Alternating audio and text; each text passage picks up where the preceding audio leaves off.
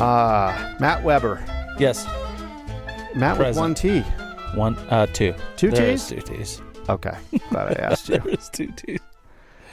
Good. It's good to meet you. And like I say, I've seen your company all the time. We always dealt with your guys. I even had I don't know, like I was saying a minute ago, you guys were always nice guys. They always came by. They supported us a ton when we were doing what we were doing there. And Great you guys breakfast supported burgers. us, and we appreciated that. And I only heard good things about you guys. And my son Connor used to deal with you guys a lot more. Like he was driving the truck mostly a lot. Yeah. And for sure. so he would come over and be the guy stopping by, and he was like, "Oh, they're all really cool there."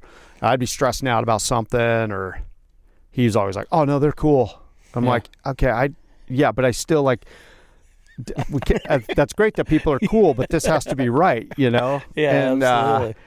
And anyway, he was always like, No, "Oh it's yeah, great. We were mowing down on burritos, breakfast. I love breakfast burritos. I do too, man." So yeah. You know what's funny is even now I just pretty much that's all I cook is breakfast. Yeah. April does all the fancy cooking, Right. and I cook some eggs, and so I do some burritos at home, or I'll do whatever, steak and eggs or something. But Yeah. I've been doing a lot of steak and eggs. But It's good protein. That's where my it's go-to at. breakfast: steak and eggs. That's where it's at. Steak and eggs and a protein shake, and I go out the door and start my day. Nice. I just feel better. Yeah, I don't even drink coffee until after I eat at least 20 grams of protein now, and I've noticed a huge difference. No crash, Really? no crash in the afternound. Okay. Yeah, I was dude. I was like I'm on gonna take that under advisement because the Yeah. first thing I do is drink coffee. No, so I quit drinking coffee on an empty stomach, and I take 20 grams. I have 20 grams of protein, whether it's eggs, protein drink, cottage cheese, or whatever in the morning, and then I'll go have my coffee. Probably about 25 to 30 minutes after I've consumed that protein, and I've noticed no crash during the middle of the day. Really? Yeah. Okay. So I don't know if there's I'm any gonna test sign. it. I'm Testing testing it that. and see if it's just I'm me. testing that. This guy I'm and his testing that discipline. for sure. Because I'm in a whole new phase myself. Like I've lost almost 30 pounds. Mm-hmm. And so, and I'm not doing anything crazy. I'm just eating well. I'm not eating any worse. Like I eat really good food. Yeah. I'm not eating any worse. I'm just watching what I eat. And sugar is the number one cutout. I don't eat any sugar, which is tough, bad, because I like cookies and I like, I'm an ice cream guy, and I got a real problem. right? Yeah. But, it looks like your metabolism's a little bit different than mine. Yeah, So. it's crazy. Mine's stupid. Yeah. So sugars are not good for me, and so not for any other health reason than it puts weight on my belly. But so I've been watching what I eat and just working out at least once a day. So, Nice. Yeah. Man, I was hitting the treadmill for a while recently, and in the last 2 weeks, all of a sudden I've just stopped, and I was on a good run there. I had I had a bunch of a month in a row, of hitting it every day, and I was doing good. I was feeling better, and then I don't know what happened. We got working on these other projects at home, and I've missed that. I went for a walk today, and we have kind of a steep driveway. Just walking up that driveway, I was just, why is this driveway kicking my rear end? right. And I think it's just literally that, just dropping off for a stairs. couple of weeks. Yeah. Because I was noticing before that, I'd be walking up my hill, and I'd be like, man, I'm powering up this thing. And I think just dropping off, even for a couple of weeks, makes a difference. Yeah. Is that true? I think so. You lose it kinda quick. I'm I'm looking over there at Mr. Discipline. this guy. No, I'm not. It's not that. I guess. But you're right, because I didn't work out for 44 days because of my trip to Africa and then work and a few other things. And it was 44 days between I went to the gym, and it is like I'm starting from scratch. Oh, it was just man. so miserable. And most of it was my endurance. And it didn't help that I ate and drank in Africa 3 times what I normally do. But that 44 days out of the gym was just killer. Great. And I just had filled up yesterday was my last page on my notebook. I've done just under 3,000 workouts. Holy mackerel. Wow. Yeah, that I've since I started keeping track. And I kept my first notebook started at the beginning of 2014. Holy So moly. 10 years of Okay. workouts is about 3,000 workouts. Damn, I just started my workout journal too. I feel really behind. I just started. Yeah, I'm way behind too because I just started mine like a month and a half ago. Yeah, August. You got to start somewhere. August is when I started it. So, but you look like a young guy. I just turned 40 Yeah, in March. so I'm you're not that young, but it's not. Too I don't late feel either. that young. Yeah, but it's not too late either. You know. Right. Yeah. See, and I'm the exact opposite. I don't feel 42. Yeah. Then I look in the mirror and I'm like, I'm bald and I got gray hair in my beard. I am 42. Dude, I've started to notice. That's the one thing that I've been holding on to because I got a full head of hair, but I'm graying. There's a lot of gray going on in my beard and in my hair, and so that's the one thing that really I was like, oh man, okay, all right, it's happening. Not me. I'll be turning 35 here any day now. There you go. No, I've got you guys for quite a bit actually, so it's kind of funny now. Well, you It's look weird. good for it. Oh, then, thanks. if that's quite a bit. Thanks. Hey, I'm 50. Okay. So Yes, you are. it's kind of weird all of a sudden be the guy who's like the oldest guy in the room. Like, I don't know what it is. Like, there's a period in your life where you're always around people that seem to be like, they've got more years in at the workplace or whatever. You're always the young guy or something. And now I notice, I'm like, oh man, a lot of times now I'm the oldest guy in the room. It's kind of weird. Yeah. And then I have April's grandma who's like, you're just a kid. Right. Yeah, my grandma, she's in her early 90s. Yeah. And she's still living at home. She lives in Laurel. She's killing it. I just seen her the other day. Yeah, she was at Clay's 40th birthday. My brother turned 40 last week, so It's all perspective, huh? it is. Yep. Wow. What end of the timeline you're at? I know. Yeah. I did see somebody put a post. One of my buddies, a photographer buddy, he's like, I'm looking things in a different perspective now. He's older than me, but he's like, once you hit 40, the average, you only have like 35 years left. Average American male has 35 years left after you hit 40. So then he's like, I'm starting to look at it as not years, but experiences. And he said something on his post, like he's only got like on average 27 more elk ruts to experience. And you look at it that way and you're like, shit. Oof. That just puts a ton in perspective. Yeah. But gives you a big old sense of urgency all of a sudden. You're like, I got to fit it in. Yeah, not maybe a sense of urgency, more is like, man, cherish these moments because they're freaking limited. They are. They are. And I mean, I've got a kid that's just getting ready to turn 10, so as my oldest. And so your oldest is 10. Yeah, my oldest. So I'm an old dad comparatively. Like I remember. That's awesome though. I remember in college having some buddies that had a kid and their kids were super cool and I thought they were super cool and I'm like, yeah, I'm ready for a kid. No, I was not. I was not even ready to get married at that point in time, let alone have a kid. So, I'm glad I didn't have a kid until I was 30 because I was not even close to prepared. Not dogging. I'm not saying everybody has their own journey. Facts. But mine was definitely. I couldn't. I was not prepared. I was always the youngest dad at events. Okay. So I'll tell you, I look at it like I was always telling my kids, like I have one grandchild now. Like my kids are all toward 30. Like my youngest now is like, he's getting up into his later 20s. Anyway, they've all held off. And I think maybe they're all traumatized. I'm pretty sure. Right? Don't do this. Yeah.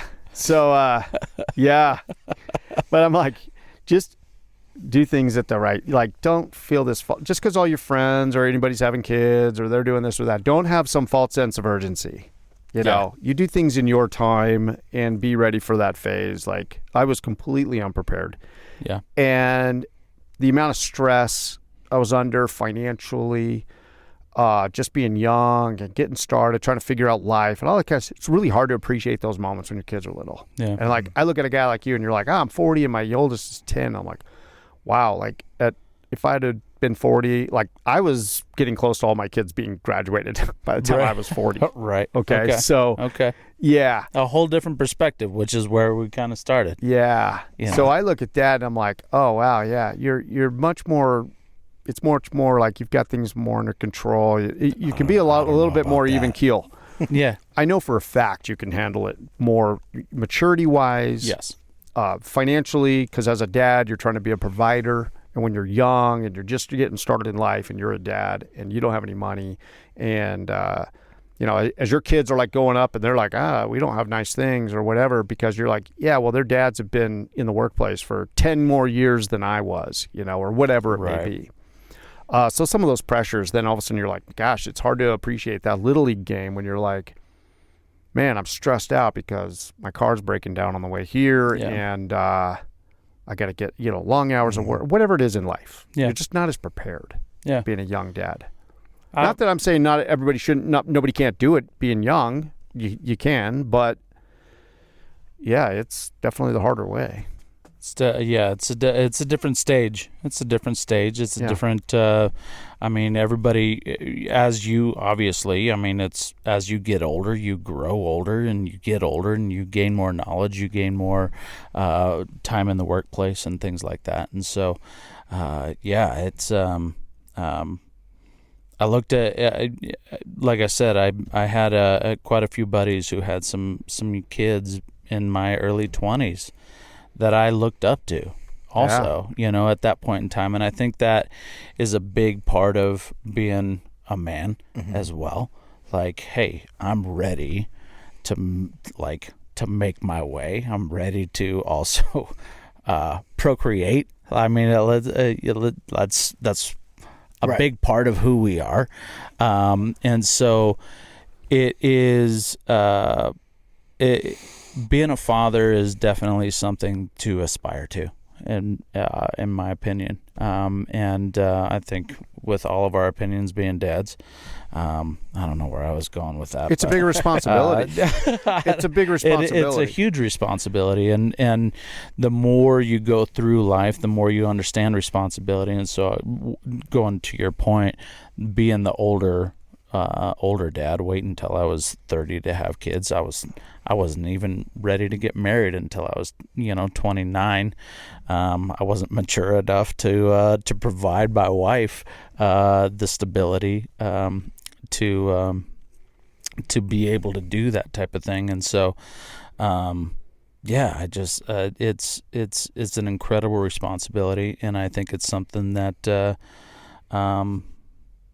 that's amazing. So anyway, sorry. My oldest, I went off on a tangent. Didn't know where I was going with it. No. I was tracking with you. My oldest. It's funny. It probably doesn't mean as much to anybody else, but it did blow his mind and mine. The other day, he'd turned 31 or something, and he's been married now for several years, doing his career. He's done 8 years in the Army. He's now in the Coast Guard. Got a college degree and totally went, proud of him. Like he went a totally different route than I obviously went. And because I was like, don't go that way. I've been that way. I can't tell you which way to go. Don't go that way, And so he went a different route. And now, so the other day he turns 31 or whatever. And I said to him, you're now 2 years away from being the age I was when we moved to Montana.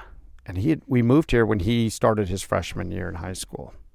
And that blew his mind. He was all of a sudden, wait, I'm almost the age that you were when we moved to Montana? I'm like, yeah, you're 2 years away from being the age I was when we moved to Montana. And it just really he was just like, wow, time has flown. I'm like, I know. I'm like, I know, dude. You're like, and it put it in perspective of like, wow, I'm like, now he's being able to relate, like, where he is in life, where was his dad at that point? Yeah. And when you start to put those things together, I do that too with my own dad. I look at his life, his career, whatever, and I'm like, man, I'm now at this point in my dad. Do you do that? Do you sit there and?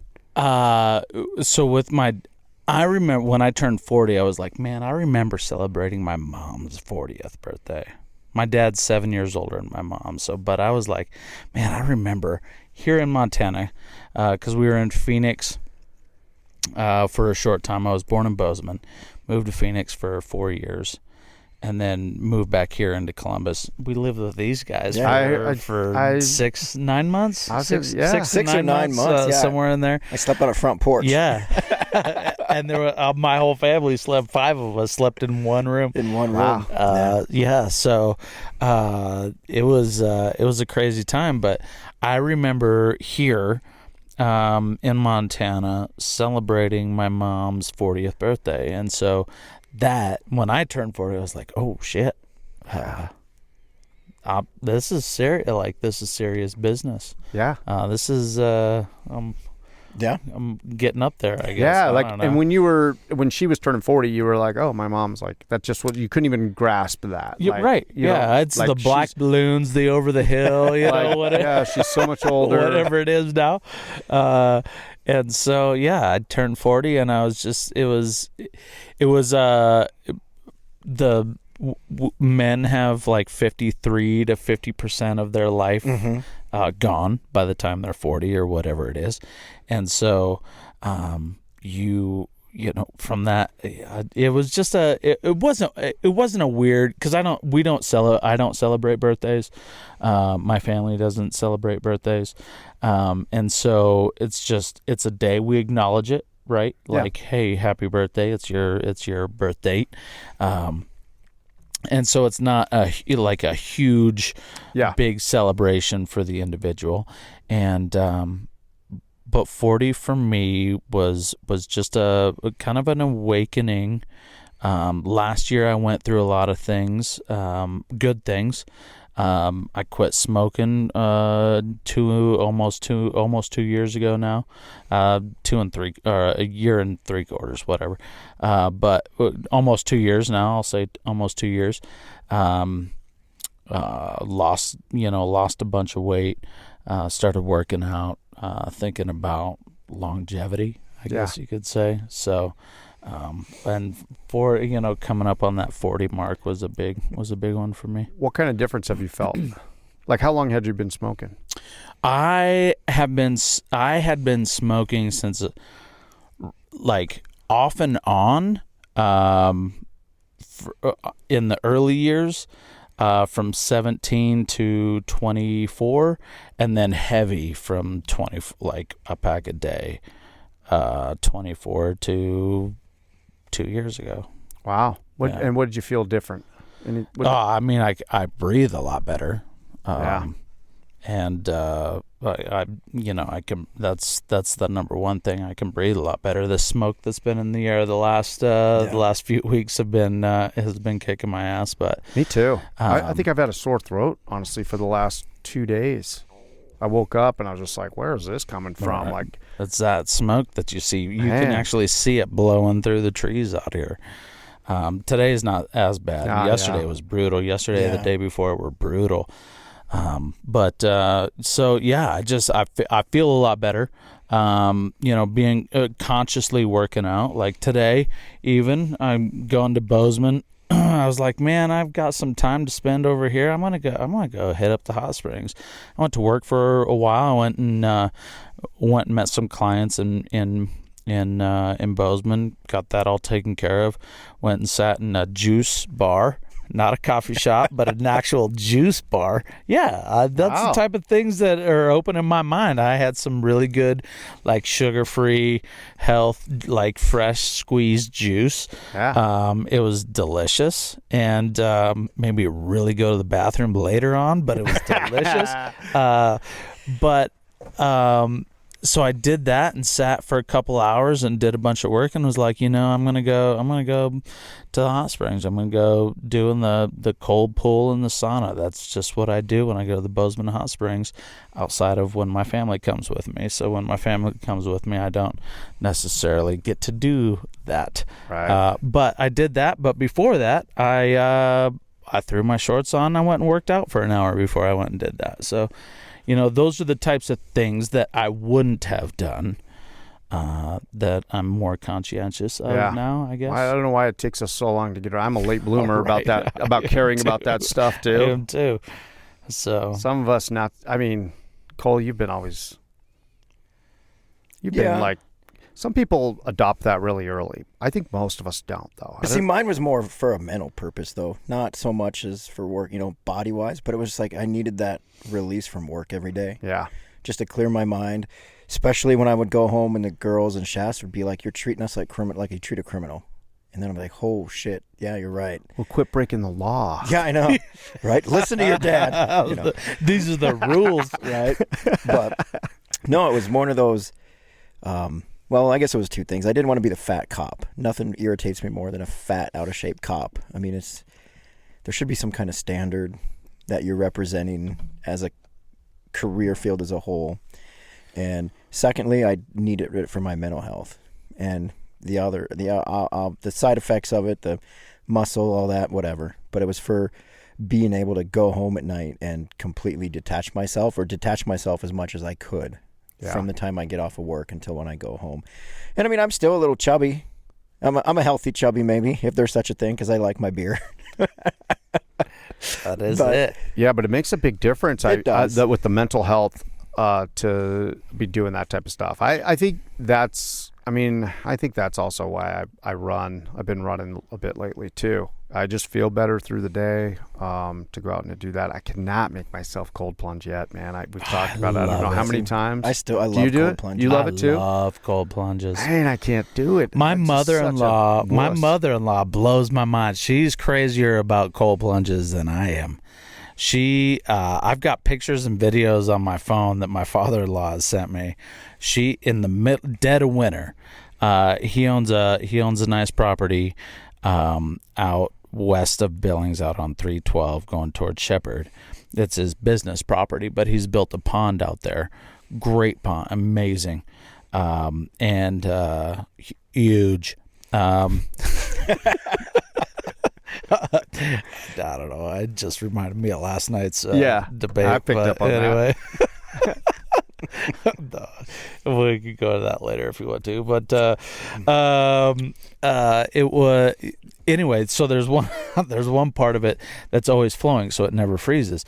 There's ice, super thick ice on this pond, and she dedicated 3 to 4 times a week. Oof. Gets in this water for 4 minutes out of the day, hops out. But I do love a good cold plunge. So 3 to 4 minutes, man. She's in there for 3 to 4 minutes. I'm stage 3 hypothermia by then. See, I like the cold plunge too. It feels good. It does feel good. I did a bunch of it today. Yeah, I enjoy it. Ah, man. Again, the mindset though. You're like, if you do it first thing in the morning, and we've talked about this before, you do it first thing in the morning, you're beating something that is super uncomfortable. It's like, that's my do that first or thing. Take a 5-minute cold shower. Yep. Which is even worse than a cold plunge. Because I've only done the cold showers, and they are so rough. I'm a guy, I wake up in the morning, I want to take a hot shower just to warm up. Get my core temp up a little bit. I taking a hot shower, just to warm up. Okay. Yeah. Okay. I'm a skinny guy. I wake up and I'm like, ooh, it's chilly from there to here. I want to hop in a hot shower. Okay. Right? Cold water, being when I get out of bed and I'm all chilly and I'm like, ooh, I'm chilled. And then to go get into cold water, that's death. No, I don't. I like it. Yeah. I turn the shower on cold. I'll hop in the shower in the morning before work and I shower quick because I don't like heat. I don't like being hot. I'd rather be cold than hot. And then I'll crank that baby cold, and I'll sit in there for 2, 3, 4 minutes, just with that cold water beating down on mackerel. Me, and ready to go. And cold water is worse than a cold plunge. Yes, because you don't get to build that film around you. With that cold shower is worse. Cold shower is way worse because it's fresh cold water all the time. Whereas when you're sitting in a cold plunge, a pond or a stock tank, whatever, or an actual cold plunge, your body insulates itself by superheating the thin layer of water around you, and as soon as that water is disturbed, then it's super cold again. That's where you see now the big thing in the cold plunge ones are the ones that move, have jets in it that constantly move the water. Man. So I've done the cryo.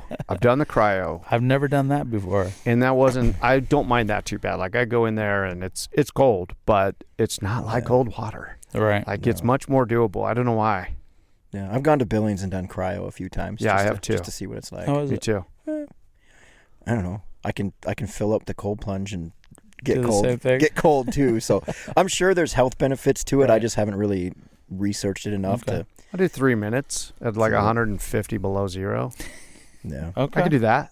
All right. It's not as bad as a cold shower. No. Whatever that water's coming out of the well, that is 10 All times right. worse. All right. Yeah.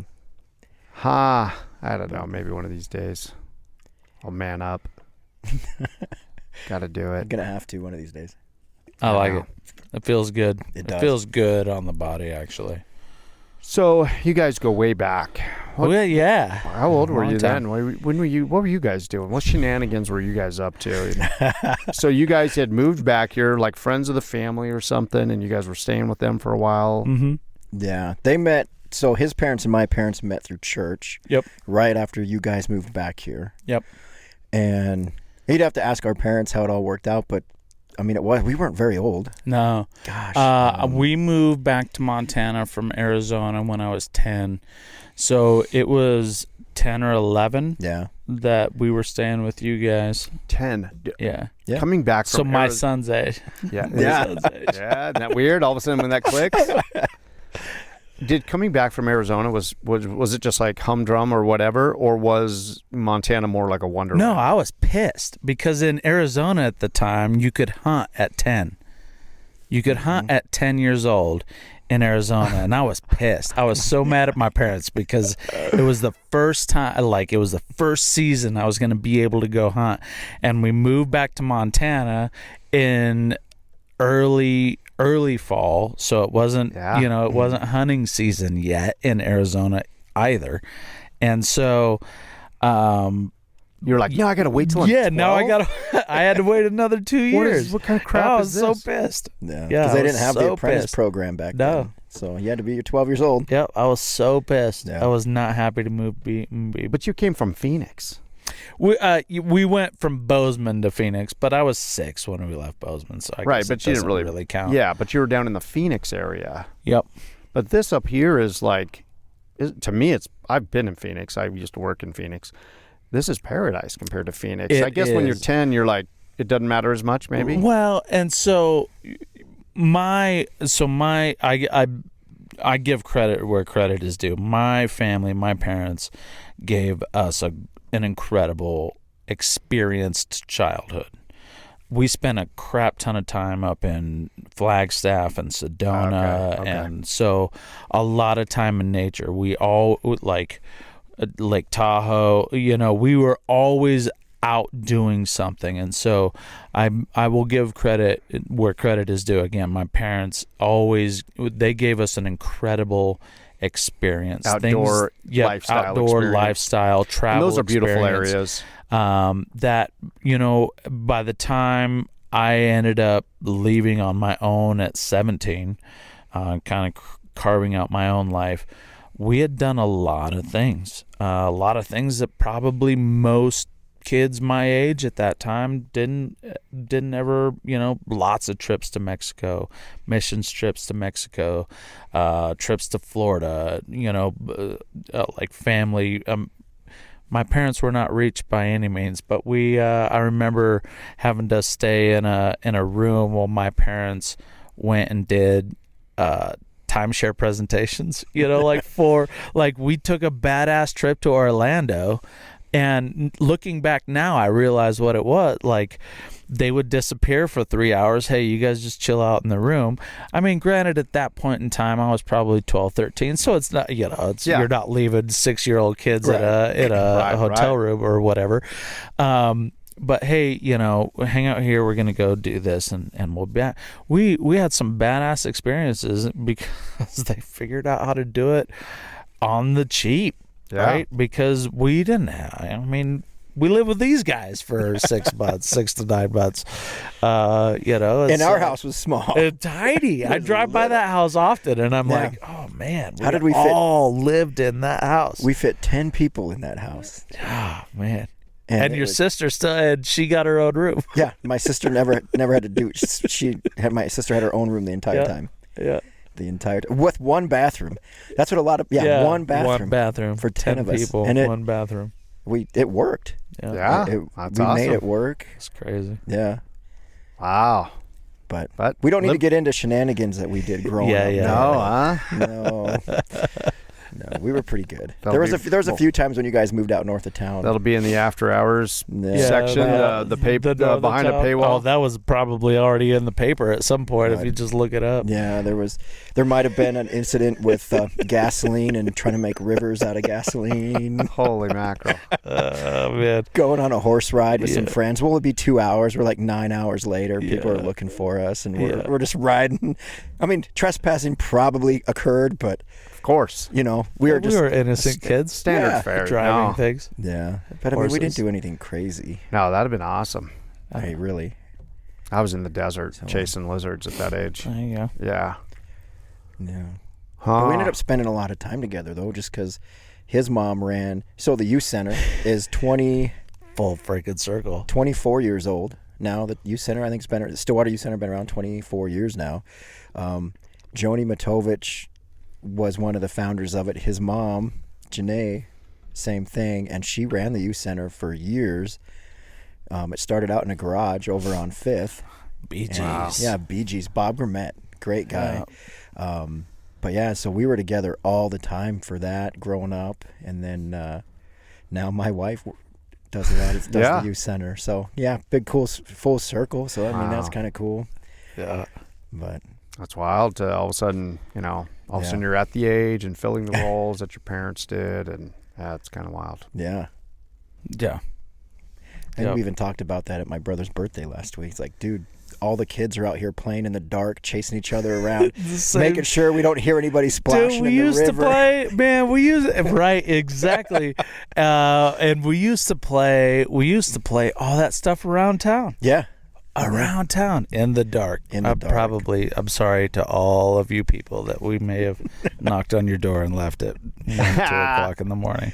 But I mean, it's just the other way around, and I can imagine now, like our parents had to be pulling their hair out because we were doing the same. And we were sort of confined over to the Legion Hall there at Fireman's Point, but we're like, guys, we got to go, and the kids take off going the other way, And you can't get mad at them because we did the same thing, but so Yeah, good times. That's This would have been a crazy. great place to grow up. Oh, it was fun. Yeah, we did some old school hockey on the back channel. yeah. We used to flood the back channel and during the winter time. And we played roller hockey on the parking lot for the old pavilion. Yeah, I remember doing that quite a bit. Played football at everybody's houses. everywhere.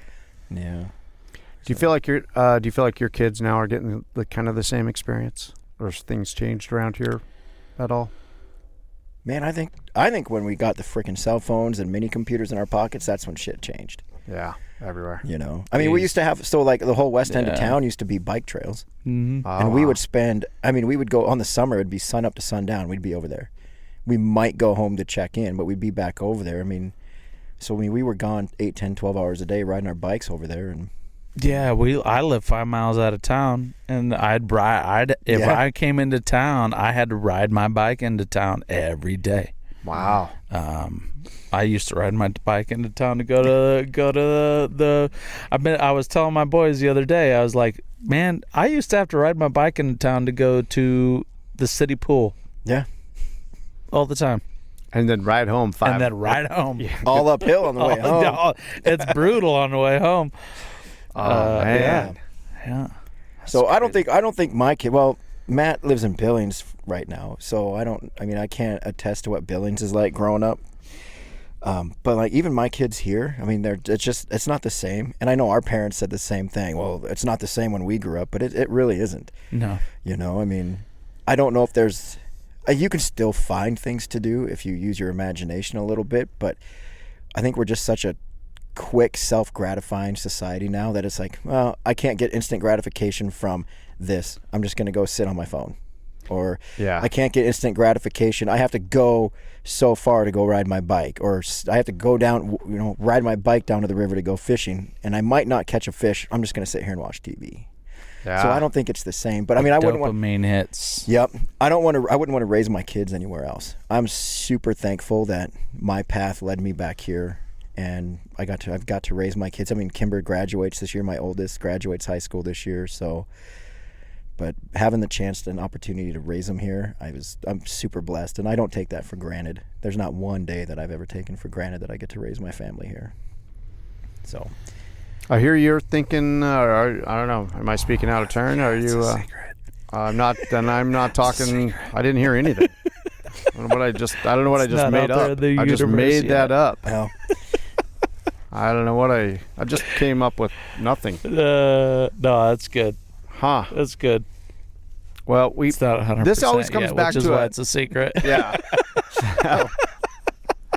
Seems to be a common thing we always come back to, though. Is we always end up talking like about how much we love this town, and then I'm always like, wait a minute, we don't want anybody else moving here. Like, it's terrible. And then we start coming up with all the things awful. like that train crossing with one road over the, it's the railroad terrible. tracks. But there's no elevators there anymore. No. That bummed me out bad. Yeah. That bummed me out. Yeah. That's crazy. Those to grain see. elevators leaving, they should have just left those up forever. I don't know why Yeah. they took those down. don't I know. guess they're a liability, yada, yada. I wish I would have been into photography when they were up, because I could have got some amazing photos of those. Yeah. And now it's just like, oh, I know. I remember when they were there. Now you got to go to other little small well, towns to Reed go. Point still has theirs. Speaking of Right. remembering, today's a crazy day to be remembering. Oh, yeah. It is. It's 9/11 today. Isn't that wild that, like, I haven't thought about that once today. I feel bad, but Yeah. like 23 years ago. Yeah. I've been a little checked out all day. I guess Yeah. I haven't even been on my phone, or I'm sure people are posting things and everything else, but not being on there, I didn't even think Yeah. about it. Yeah. It's wild. Where were fun. you? Where was I? I was working. I was out just in between Columbus and Park City, around the curve from CNT. Is it CNT cattle feeders? Yeah. Right on the. Is it CNT? Yeah. Tom. Anyway, Tom Tom Moore. Moore. Mhm. Yep. TNC. TNC. Yep. Yeah. And just up the road from there, I was pouring a concrete foundation for a house. You guys were already out there that morning. You were Yep, already at we were work. already out there. We were working away. I was listening to the breakfast. We had the breakfast place on, and they were talking about it. And I was like, "Man, that's weird, because that's never happened in history. So why are they talking?" Because the breakfast flakes always talked about like things that has happened in history, and I was like, that's never happened before. So what's going on, and why are they talking about it? So we finished this pour out, and we go to my buddy's place, and we turn on the TV. Well, I mean, obviously throughout the course of that broadcast, listen to the radio, like we realized that this is something that happened that day, that morning. And I remember we got done with that pour. We were done for the day. Boss said, "Hey, you're done. We don't have any, go home. There's no other work today." And we went to my buddy's place. We turned on the TV, and the news was showing all the footage. I mean, footage that you don't see. Like, they don't show that shit these days. No. But all of the original footage of 9/11 that day, and it was just, I think we sat there for the next 4 to 5 hours and didn't move. We were glued to the TV, just watching what was happening. And now, that was a crazy day. Yeah. Yeah. How about you, Cole? I was in Kaiserslautern, Germany, buying furniture for my little studio apartment that I had for when I was at Ramstein Air Base. So was it like nighttime there? No, it was morning or afternoon. What time was it? It was afternoon. And I go into this place to buy furniture, and went to the warehouse so I could tell them my address. And at that time, it was pretty easy to get on military bases. They just have to sign a pass. They go in, they drop it off at my apartment complex, and then they move it upstairs to my apartment. So I go into the warehouse to give them my invoice slip so they can load it up and get it over there. And we're in the lobby of the warehouse watching the TV, and the German workers are like, I can't remember what they said, but they said it in German. Something about, this can't be real. It must be a Die Hard movie. Well, wow. So we get over there and I'm watching the TV and I'm like, holy shit, that's live. And it was the first plane had just hit the tower and they were running the news. And then the second plane came in when we were sitting in that warehouse watching. And we didn't have cell phones I didn't have a cell phone yet because there was 2001. It wasn't a big deal to have a cell phone. I knew when I had to get to work or whatever. Phones. Yeah, and well, we had there was Nokia and Motorola flip phones then. The brick. But and I was like, oh shit, this is really happening. I need to probably get on base. Well, Kaiserslautern to the gate at Ramstein is probably 8 miles. It took me like 4.5 hours to get back on base. Packed. Yeah, and then I didn't get off of base for like 6 days. Probably didn't sleep for 5, and it was chaos because for the first 3 days there was supposed intel that they were going to start hitting military installations, and so we were on high alert. And we had, Air Force is pretty chill. Okay, you got to imagine an Air Force base is like a big, I don't know. It's just chill. It's not like an Army post at all. Right. It's not like you have armed guards at every building or anything like that, or people running around with ARs or their M16s or whatever.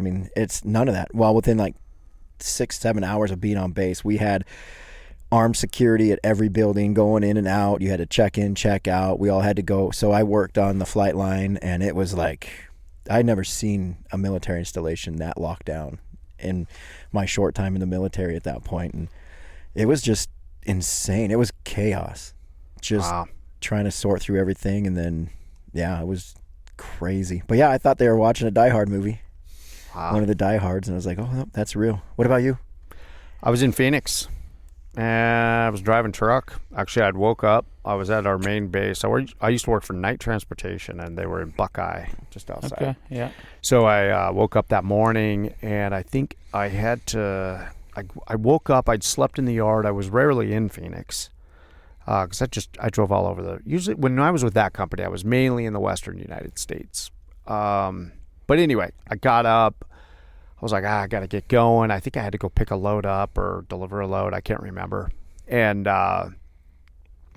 so I was kind of groggy. I got going. I think so as you pull out of the parking lot of the main offices there's a security guard there. And I just had to show him like, hey, I've got to go run this. They're just checking that nobody's stealing something or whatever. I stop at the little security shack. It's usually just like wave you on through. So he's like, I'm like, hey, what's happening, man? Good morning, man. What's up? Or he's like, and then that was the guy who was like, a plane just flew into the World Trade Center in New York. I'm like, really? Like a little plane, like a little private plane or something?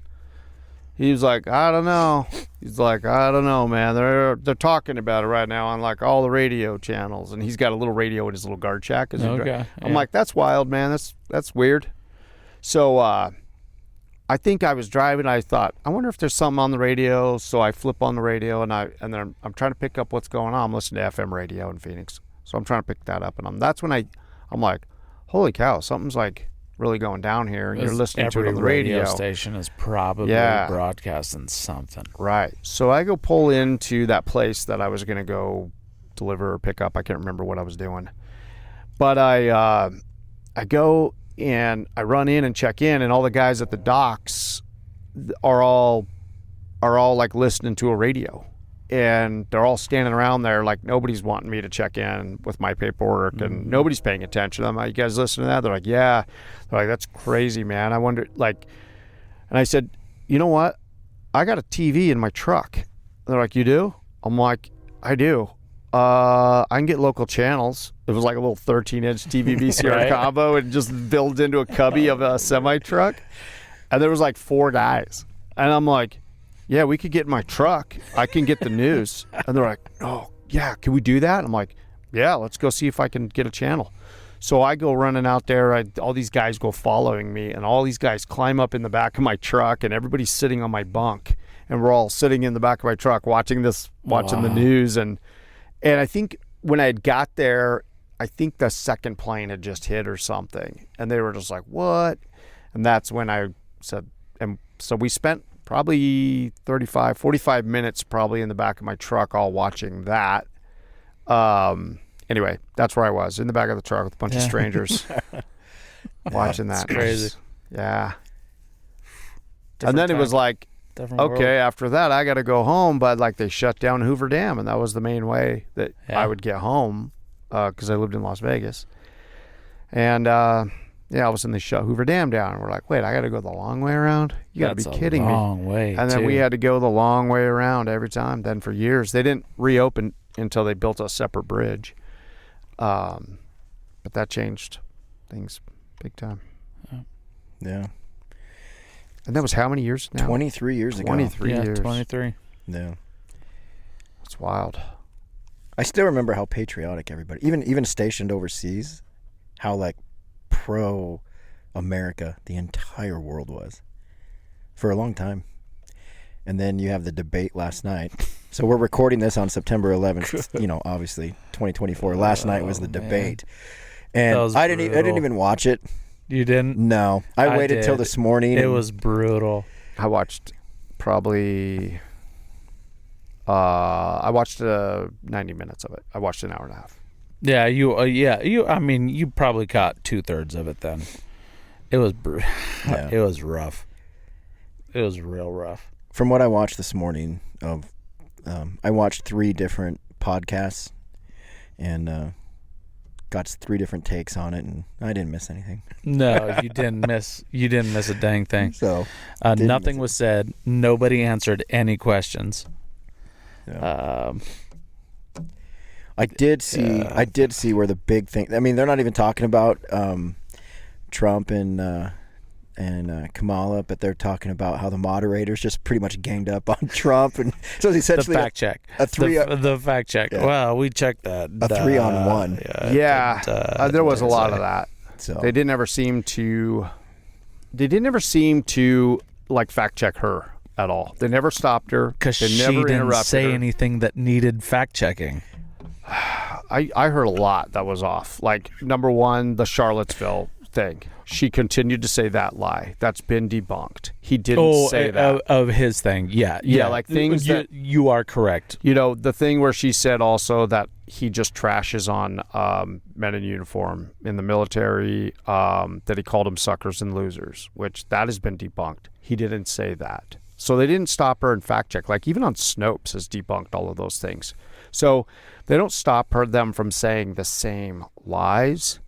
That stuff, I'm kind of like, that's just amazing to me. Like, I think what I would say if I was him, I would be like, you have access to some of the so-called best intelligence agencies, and you can't get the data on that. Like, you guys can't like get accurate data. No wonder, we don't know that there's no weapons of mass destruction. It just plays into the media. Yeah. It's the whole media game. Yeah. Which is what it said. And I guess that's what I meant by she didn't say anything. Yes, she trumpeted some things that already have been debunked. They keep saying the same things. And the people, I guess the people that know better.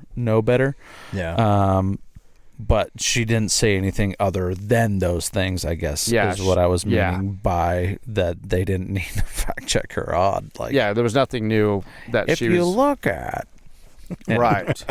I did think he made a really good point, though, and I don't mean to go all down this road. But she made this point of, and this is, I think it was right after this, I think, seems like that's where I had to check out. And that's because that's funny what we were doing last night. I'll tell you that in a sec. But she was just like, made this big point of like, hey, because of him, we had a bill. We had a comprehensive bipartisan bill to stop the border crossings, blah, blah, blah, blah, blah. She goes on and she's like, and he stopped that. He made a call to his buddies and they put a stop to that and blah, blah, blah, blah, blah, blah. And he made a good point. He was pretty obnoxious about it, but he made a great point to her and to everybody. But they don't. And then they call him out on it. He gives the answer, which is the accurate explanation, and then they call him out on it for not answering the question. And it was wild to me because what he said was, he's like, listen, they don't need, like, they can go sign a piece of paper right now. She's like, she could leave here right now. She could go at 4 p.m, go wake her boss up, get him out of bed. That was the other cool thing that I was like, where's he at? And they actually could just sign a piece of paper and shut the border. They don't need a bill. They don't need an act of Congress. This is one of the things that they could actually legally do, that this is under their responsibility of protecting the country. They could sign a piece of paper right now. Has nothing to do with me. That's the short answer. The long answer is, well, yeah, that bill was actually going to allow up to 5,000 people per day illegally into the country. It was, I mean, there was a whole bunch of stuff. And he did point that out. He was like, there was a whole bunch of things in that bill that was not good. And, but he did make that point, and that's true. Like, you guys could just shut the border down. If you wanted to shut down, 100%. You could just shut the border down. Yep. And, so then when he says that, they're like, but you didn't answer the question. Like, and I'm like, how did he not answer the question? Because they're like, why did you, lean on Mitch McConnell to shut this down? Why did you lean on them? Blah, blah. What are you going to say? How do you explain that? Anyway. Because I was president and I don't have a vote. So crazy. Anyway, so there's some things like that I just was like, I was like, you got to be kidding me. There was the big moment where did you see the big moment? Probably. Where he goes, because this was the thing. In the lead up to this thing, I'm talking too much about all this. I'll cut all this out. So the lead up that I was seeing was everybody was going to say, she's going to bait him. He's going to take the bait. And then she's going to look for that moment to show that she's a strong woman. And she's going to say, hey, I'm speaking. Don't speak over me. I'm talking now. Because she did that to Mike Pence. And I've seen all the compilations where she's just like, Mr. Vice President, I'm speaking. I'm speaking. Just asserting herself. And that was her big, strong moment, right? So everybody was just like, oh, man. Waiting for her to do it to Trump. And so he's talking about something. And she's just like, that's not true. That's not true. And he goes, excuse me, I'm speaking. He goes, I'm speaking. And then he goes, sound familiar? Yes, I did see that. Her face was just like, she was so mad. That was the best part, was watching her face. Yeah. Because she was just like, oh, she had so many different expressions. And his was just straightforward. Yeah. He didn't look at her one time. No, to me was what was the most interesting, is what was going on when the other person was talking. Like, what were they doing? Yeah. And they both come with their plan, their game plan, their strategy. They've been coached and coached. I don't know that any strategy was thrown out. Oh, yes. Debate strategy. Well, yes. You could tell that he had been coached and practiced. Do not react. Yeah. Do not react. He did pretty good. He did until he didn't. And then I was like, oh God. But compared to the debates in years past, where he was just firing shots left and right. Yeah. It's like he's just like so. I do want to respond here. He's not even looking at her, and the whole time she's looking at him. He didn't even look at her the whole time. It was that I found was interesting too. Yeah. So he didn't. So he couldn't let her to get under his skin. Yeah, if he didn't look at her. He was to look at her. But she did. She did get to him. She brought up the September 6th stuff or January 6th stuff, and he kind of went down a rabbit hole there for a while. Yeah. So from my perspective, cats and dogs. My cats and dogs. Cats and dogs. Yeah. Oh, that was funny. But he did good for the first 20 minutes. Yeah. And then she threw in her zinger, and it totally threw him off. And then his closing remarks about you've had 3.5 years to do all this stuff. I didn't see the closing remarks. Why haven't you done it? He did good there.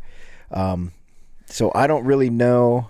Yeah, I would agree. First 20 minutes and then the closing statements. In between was... It got a little crazy in there. It was a little rough. The shitty thing is the expectations are so low. There are none. The expectations for a presidential debate in 2024 are so low. I mean, 20 years ago, that would have been... Have you guys seen any of Canada's?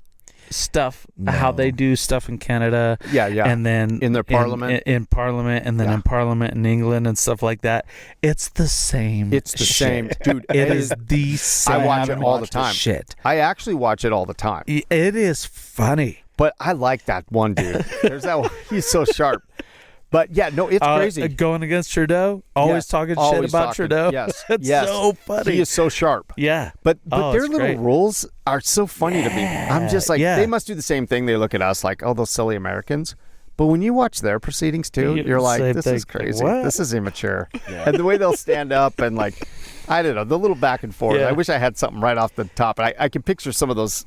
I don't have I can't think of one right off the bat. But just when they'll be like, trying to force the other side to retract what they just said. No. Yeah, and it's so funny. Oh my god! But it's the same. It's the same shit. It's the same circus and clown show. I'll have to watch some of it. I haven't watched any of it. Yeah, then you're like, you kind of feel better. You're like, oh, okay, we're not the only Jerry Springer show out there. It's so true. It's the same thing. So true. I don't know. There was a few things too, though, that they kind of went after him on, because I actually went and I watched some other news, like actual, like what they call news stations and what they were saying. And they were bashing him for some things that he said that, they sound crazy in the debate when he's saying them, just because the way he says it. His presentation just comes off sounding a little crazy sometimes. Yeah, I would but agree with in that. essence, what he was saying was accurate. Like, the thing with the Virginia governor or West Virginia governor, I'd seen that clip before. And actually, I watched the Rubin Report. I watched his breakdown of it. And he showed the clip of the governor of West Virginia talking about what they do with babies that accidentally survive abortion and how we keep them comfortable until we decide, whether or not we're going to complete the abortion or not. And that's what Trump was trying to say. He's like, hey, it's not, that was the other thing. She kept trying to say he's trying to ban it all the way across. That's just not true. He's already put it back to the states. He's like, it's never coming back to, if I'm president, it's never coming. Night. What's that? He even stated it last night. Like, here are the exceptions to the rule. Right. He said that right up front. And she just says the opposite, that he believes this. And then she was trying to say that he's trying to ban it all the way across the board. And he's like, it's back to the states. Like, I don't want to ban. And that's where it should be. It's like, let the people figure that out for themselves, whatever. Agreed. And he just, so that's all he was saying about that. And then, but he comes off as crazy when he started to nail her on that. He's like, you should be asking her if she's okay with abortion up to like 7, 8, 9 months, blah, blah, blah. And she's over there shaking her head like, you're crazy. And everybody was acting like he's crazy, like that isn't happening. And he goes, no, it's happening. He goes, even the governor of West Virginia is saying how they're keeping the babies comfortable until they decide they're executing them. They're executing them. Yep. And it sounds crazy to people who haven't seen those clips, but I've seen that clip. I'd seen it a couple of years ago. And then anyway, what's his name from the Rubin Report? He pulled that clip, showed that these things are happening. They're happening in Minnesota. So Tim Walz's state, this is happening there. So anyway, so he points out things that they accuse him of being kooky, but it's actually accurate. So anyway, it's crazy. Yeah, it's a weird world, and it's just his presentation. I don't like either of our options, so that's where I stand on it. I kind of feel this. I'll be honest. We don't normally get all into all this stuff, but I kind of feel like I was hoping years ago when Trump got in there, I was hoping that it would help everybody see that we don't want to have any president should have too much power. Like, maybe this will be good for everybody to see, like, this is why we have limited powers. Yeah. But people didn't realize that. They just went and, like, once their guy got in, they're okay.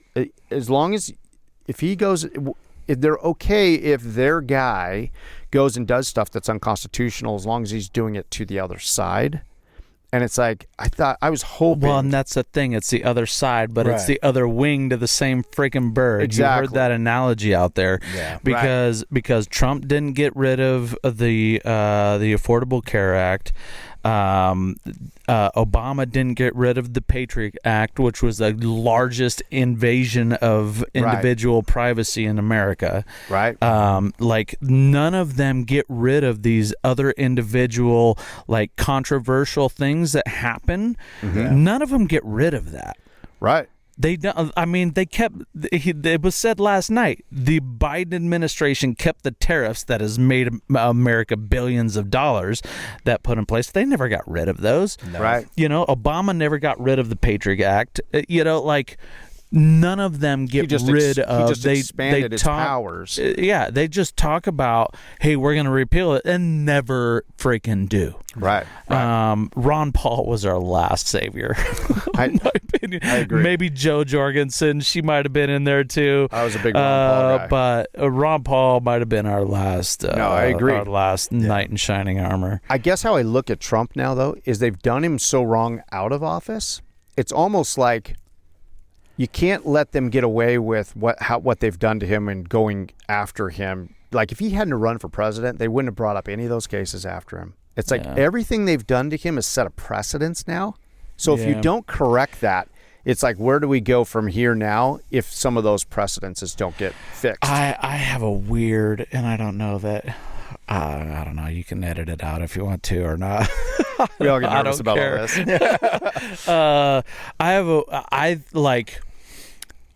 While was Trump's economy great?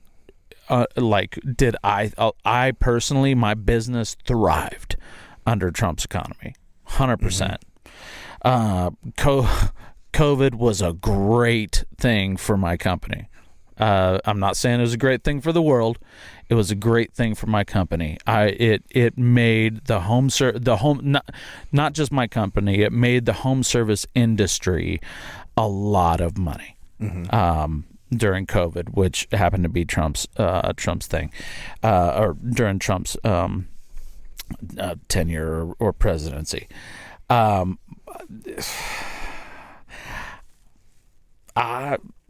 Trump was a lifelong Democrat for a long time, and when he came to office, a lot of things have sped up.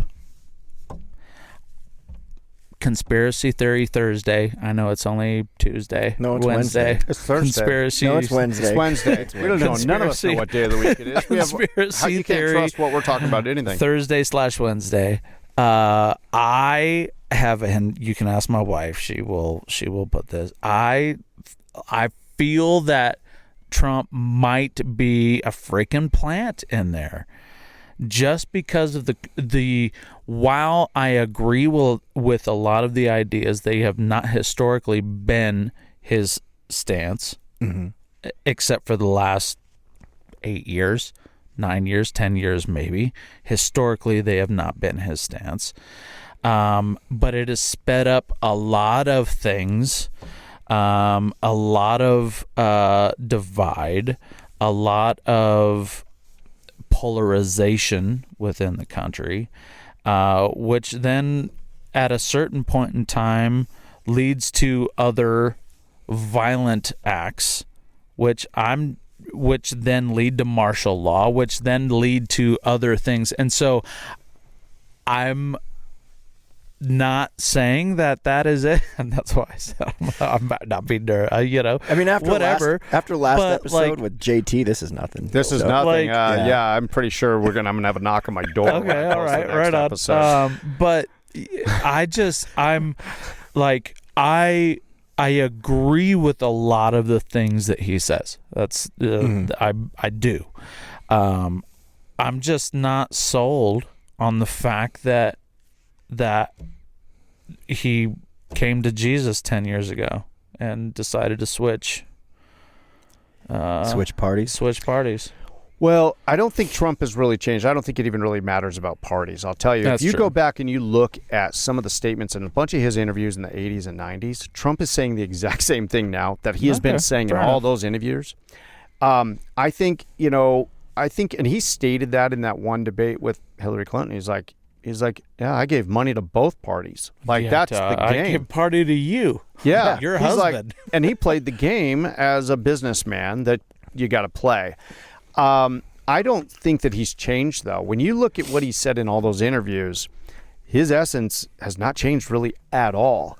I think, though, I feel like the Democratic Party, though, has gone so far left that it's left people like him who were traditionally Democrats feeling more like they're a conservative almost. Like, I grew up in a really Republican and conservative household, but, like I find that I'm not with those traditional Republicans anymore. Those guys that are, because they are almost like the same thing as those Democrats. It's all the same thing. They're the right side. Yeah. Of the left. The left side. Yeah. They're all the same, even though they're so-called left and right. They're all passing the same stuff through. Mm-hmm.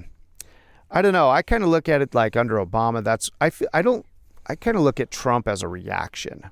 The country was reacting to the division that started to happen under Obama. And I feel like there were so many things starting. I felt like that speeding up of things happened under Obama.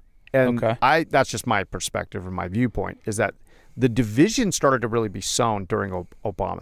I was looking at, like Elon Musk posted, and I've seen this now several places, where they'll search out words and they'll figure out like, okay, how many times were these words used in media during these times? And all these, words that are now said all of the time, everything concerning racism or any type of, all that kind of stuff in the whole racism type genre of everything. Right. And I'm talking discrimination, segregation, just the inequality, all those keywords. If you look at this chart, they can graph it that it's really low. And in 2010, at one time, it goes like this. Yeah. It spikes like they flipped a switch. Like, now we're going to start talking about this a lot. And so and when you think about it, in the 2000s and in the 1990s, there wasn't all this division nobody was talking about it all that much. Like, there wasn't all of this, everybody bagging on each other. There wasn't that much division. Yeah, there were some jerks that over here maybe, or there was whatever, but largely the country got along pretty dang good as far as what I could tell. Yeah. And it seems like since 2010, it really makes sense when you think about it. Like, when did people started getting really ugly and divisive? Anyway, if that chart is accurate, it seems accurate based on what I'm remembering. I'm like, holy cow, really, honestly, since then, everybody's gotten super sensitive. Everybody feels like they're picked on. Everybody's a victim of everything. And that was kind of happening under him. Yeah. In my opinion. I felt like Trump was a reaction.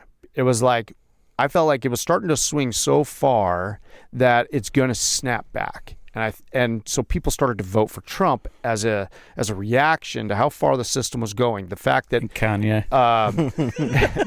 and then I think once he got in, they were just like, he's an illegitimate president. I mean, I think everybody forgets that they said that he got into the election illegally. In 2016. Yes. Mm-hmm. So then they did the Russia thing for 3 years. So in some ways, he got in there, and I kind of feel like he was surprised that he was actually president. I think he was like, okay, I was running just because Obama got mouthy one day at the pulpit and made a joke about me. So I ran and I won, and now okay. And he got bad advice, and they left certain people in. He took advice, and they put the same old in the administration, which is why I think a lot of the stuff couldn't get changed, because he surrounded himself. Which is why last night he was like, I fired a bunch of people from my administration because of that. So what's different this time, though, could you see him bringing in a Tulsi Gabbard or an RFK Jr. in 2016? No, he brought in all of the rhinos, all of the same old admin people, as he was claiming he was going to go against the deep state. He just brought on all more deep state people. Mm-hmm. So now I'm thinking, maybe this time, who knows if he's going to be able to pull it off. But at least I felt like he was so bogged down in impeachments and Russia investigation stuff and all that stuff for so many years there that it would have been very hard to operate. I'm amazed that he even keeps pushing forward. Because what has he got to gain from this? Really nothing. Yeah. Nothing. And since then, that's my point. I don't really care about all the other stuff of what he did or didn't do. It's the precedents they have set. Now it's like, wait a minute, if you guys can Where's get the away game? with this, if Yeah. you can raid a previous where's president's the game home, at? so that means going forward, are we going to just keep doing that to both sides? Like, how do you want that? Why do you want that to be a precedent set? If we allow this to happen to him, that's our future. That's our future of this dirty play. They're just throwing the rules right out, or any type of, I don't know. We didn't used to do this to each other. No, I remember. So the Al Gore Bush, 2020 or 2000. Yeah. 2000 election. Yeah. I remember sitting in my parking lot of my house out north of Columbus here, in my vehicle, waiting for the results. I think I sat there till 2-3 o'clock in the morning, and finally the announcer came on. Might as well, if you're waiting up for the results, you might as well go to sleep because they ain't coming anytime soon. But I remember specifically, and there was none of the cackle of what you see in 2016, 2020. And that drug on for a long time, but eventually when they called it, they just called it, and that was still in the era, and it was like, whatever. And then all of a sudden, that's when Al Gore finally called Bush and said, congratulations, I concede. There's none of that. Don't see that shit happening anymore. That doesn't happen like that anymore. So that's what I'm worried about now. Yeah. It's just like if they can get away with this, it's going to be never ending on both parties pulling these shenanigans. And anyway, and then we end up in JT land.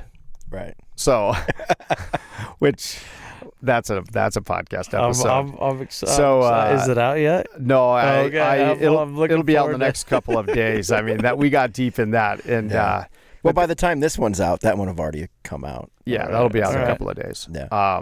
But that's what I'm worried about. Is like I was hoping, because I was kind of thinking, like, back in the day, I was hoping that everybody was going to see like this reaction here that everyone's having. Like, let's all wake up about this. This is why we can't have presidents that are overstepping their bounds. Like the number of executive orders that Obama did, like it's like each president did a few more. Yep. Bill Clinton did a few more. Yep. George W. Everybody's he did a few built more on than him. him, Yep. but it was under Obama that those executive orders took off. That's what bothered me, and that when I thought, because he was saying, no, we're going to go in there, we're going to put an end to that, and we're going to whatever. And when people voted for him, I thought, good, this will be a good reaction. Everybody will see how crazy all this is, and we don't want him to have too much power, and we don't want any of them to have too much power. But instead of them doing that, all they've done is like, we're going to one-up him, and we're going to, I don't know. It's like they didn't learn from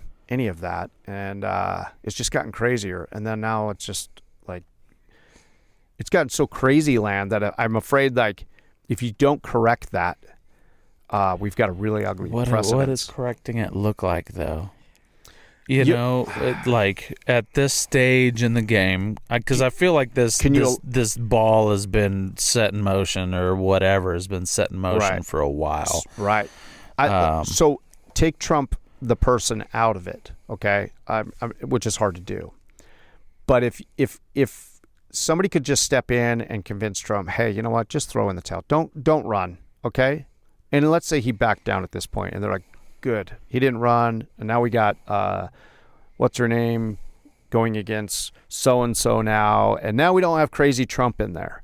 But what didn't get corrected was the fact that all the shenanigans that they pulled, all the lawfare, all of those illegal cases that they took against him, all of the precedents set about all of that, all the shenanigans about J6 that they were able to pull off with that and blame and put on him when he's like, he pointed it out. I mean, he's like, hey, I tried to get the National Guard, Nancy Pelosi. They don't want to hear that from him. They don't want to hear that he was like, no, I tried to, they don't want to hear all that. They've already painted this picture now of what all that was. Yep. And so if you were to take him out of it, they will have been able to kind of set that into the history books, and they will be able to have been like, okay, they've kind of gotten away with it.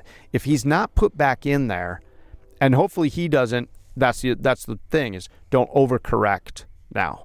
That's the problem that we're going to be up against. Don't overcorrect. It's gone so far. There needs to be almost like a correction in the market, but we don't want to crash. We need a correction. Yes. So I this is just my dumb, some guy sitting in a storage unit perspective, is that there needs to be a proper correction without an overcorrection. But if we don't have a correction, it just means that it's going to go until there is a complete burst in the market or a burst in our society, in our country. Like it'll be the same what thing they've that's been able going to on do to with our him. interest rates. Yeah, If but they I don't. correct it too much right now, Right. if they bring it down too much, Right. we're done for. That's been the problem with everything. It's always an overreaction Yep. instead of a proper reaction to things. Right. And that's why things have been so volatile. I guess that's my issue with it. It's not so that I'm just like so pro-Trump, but I'm like, is this what we're going to start doing now to all of our ex-presidents? Like, we're going to start raiding their homes. We're going to start, Apparently not, because it didn't happen to Biden, so it's yeah, only on one side. That's the problem, is it's one-sided until somebody does get in there, though. And, I don't know. It's just gotten so out of whack. Yeah. Once the shoe falls, it falls for everybody. Yeah. Yeah. It's interesting times that we live in, though, for sure. It's exciting as much as it's like, we were talking on the phone. It's like, man, if shit really is going to hit the fan because of the political climate, where do we want to be? Right here. There's yeah. But at the same time, it's like, dude, Yeah. this is like an exciting, Right here. yeah. Well, right here. But it's an exciting time in history too, to be a witness of it. It's like I think about the fall of Rome, and when Rome fell. I mean, to be there, Yeah. to experience the height of the Roman Empire. Yep. Where we're in charge and conquered 2/3 of the known world, to complete and utter destruction from the inside. I mean, their Senate and their political games Yep. destroyed, and the corruption it. destroyed this entire empire. But I mean, those people got to experience that firsthand. Yeah. And for some reason, some part of me is just like, that's super exciting to be a part of that time in history. And I agree with you. We're in this 100%. time of history, and I mean, who knows where we're going to go from here? But Yes. I mean, we get to witness it as it's happening. I'm glad you said that. That's how I look at all this. I don't get too wrapped up in all that, whatever way it goes, whatever. I look at it the exact same way. I look at it like, I've told my kids that are just like, oh man, everything's so gloomy and blah, blah, blah, blah. I'm like, no. You got to, someday people are going to be asking you, or be like, oh, you were around then. What was really going on? Like, this is a pivotal time. Right. This is, I get a little hesitant about people who are like, this is like 1774 right now. No. Not even close. No, thank you. I don't want to partake in that. This is I may or may not have survived back then. This is 1756. This is 1766. This is 1706. Like, it could be another 100 years before it really comes apart. Like, so I'm not one of those people who thinks like, oh, it's going to happen. The doomsday is right nigh. Right. Yeah. But that's what I look at, is that era. Like, you're looking at that area. I look at that era of like, oh, okay, there was all this discomfort for 100 years leading up to what happened in 1776. So, or more. So, and it was, but at that in 1776, it was the bankers, it was the farmers, it was the carpenters that reshaped and formed our country. And who's to say that's not going to happen again? Could be. Well, we don't have any farmers, and we don't have any bankers. Well, we have plenty of bankers, but we don't have any farmers. We don't have any workers. Yeah, and if we don't have Wi-Fi and YouTube to show us how to do it, then we are done. We are doomed. done. My mistake. I misspoke. My mistake. But it's true. Damn it. Oh man. I don't know what it'll look like. I don't know, man. Who knows? I think the world's on a course that I don't think I think we're going to end up in a specific place that's predestined, and the intricacies of getting there is up to chance, but I think we're just on a ride. Oh, I agree 100%. I do agree with you that the Trump years for business were better, 100% better. But I also believe it was kind of a false sense of security. Like, absolutely. so it was better, and it was 100 times better than it is right now, and the pinch everybody's feeling right now, and da. But I don't know that it was really as solid of a foundation. We had, how much trillions and trillions of dollars of debt, out of control spending still. It was all just kind of a nice little veneer over a big problem still. I do think, though, if he were to get back in there and let people start, drilling oil again and doing some other things, I do feel like there's some things that'll give us temporary easing, just that alone, like bringing down gas and diesel prices and letting the oil go again versus what happened on day one is they just shut down the pipelines and all the other things, and things just, when they could have been recovering, got more expensive. So, but I don't know. I'm kind of a fan of Peter Schiff, and if you listen to Peter Schiff, and he's kind of like a big time, like, I don't know what you'd call him. He's got a more of a libertarian viewpoint about financials and all that. He's a Ron Paul type of guy. I would characterize myself as more of a libertarian. I'm fiscally conservative. Yeah. I don't think we should be spending money abroad. Yeah, 100%. Stop every payment going to Ukraine right now. 100%. But I'm very socially liberal. Yeah. And so I don't think we should be telling people what to do. Yeah, no, as a government. 100%. And so I think that falls under the guise or the understanding or political spectrum of libertarianism. Yeah. Why is it that you think that they can't get more people to make that happen? Is it just the machine is? I think the machine is too far. Yeah. And I don't think you can have. You'll never have a three-party system. You never have a never third have in a there. third-party system. It's going to take either more people like Ron Paul, RFK, Tulsi Gabbard to be like, you know what? I'm fed up with all the bullshit, and we're going to go here because they align more with these followers. Yes. Followers. There you go. It's going to take somebody who has some mass influence, and there are a few people in the world that scare the shit out of me, and one person in particular in the music industry has a lot of sway over world affairs. And her? Yeah, her. Her? Happens to like the Kansas City Chiefs all of a sudden. My mom brought her up today. But that is where the sway is going to come from. Who can sway the masses through Instagram or whatever else is coming up? Because Instagram is probably going to be outdated by that time. But too big to fail. Do you think they're too big to fail? I think they're Instagram. Yeah. Oh, I don't know. Who knows? Who knows? It's the with Facebook Meta's backing. Facebook is already the older generation's platform. Yeah. None of the new kids are using Facebook. Nope. And so Facebook is already outdated. I still use it. I use it all the time. But it's a TikTok and Snapchat generation. Yep. That's what it is. And then something down the line from there is going to take over TikTok and Snapchat. Snapchat is coming on. Snapchat's doing a really good job right now of the instant, like, hey, you can all be friends and you can share your stuff without sharing your life. Yeah. Snapchat's doing a really good job of that right now, which is very interesting. Yeah. But I don't know. Can you get monetized on Snapchat?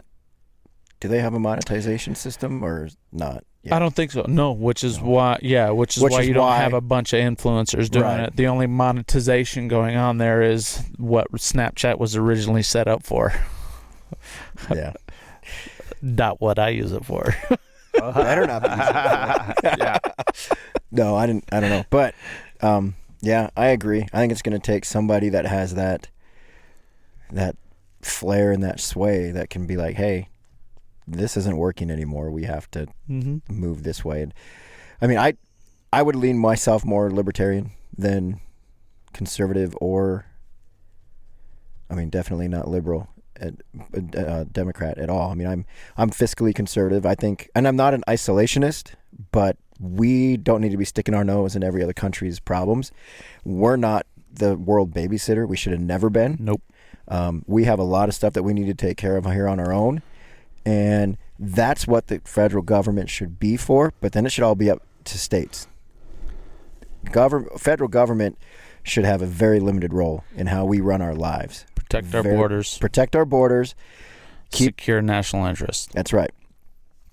Outside of that, it should be individual and state rights. See, I find the term isolationist was just a negative connotation they gave to people who were non-interventionists, because the country was meant and set out to be non-interventionist. Right. You see that in World But it was War I, all those Yep. who wanted to get involved in all the other things started to accuse those people of being isolationists. There's a big difference. Well, and when one party decided, look how much money we can make.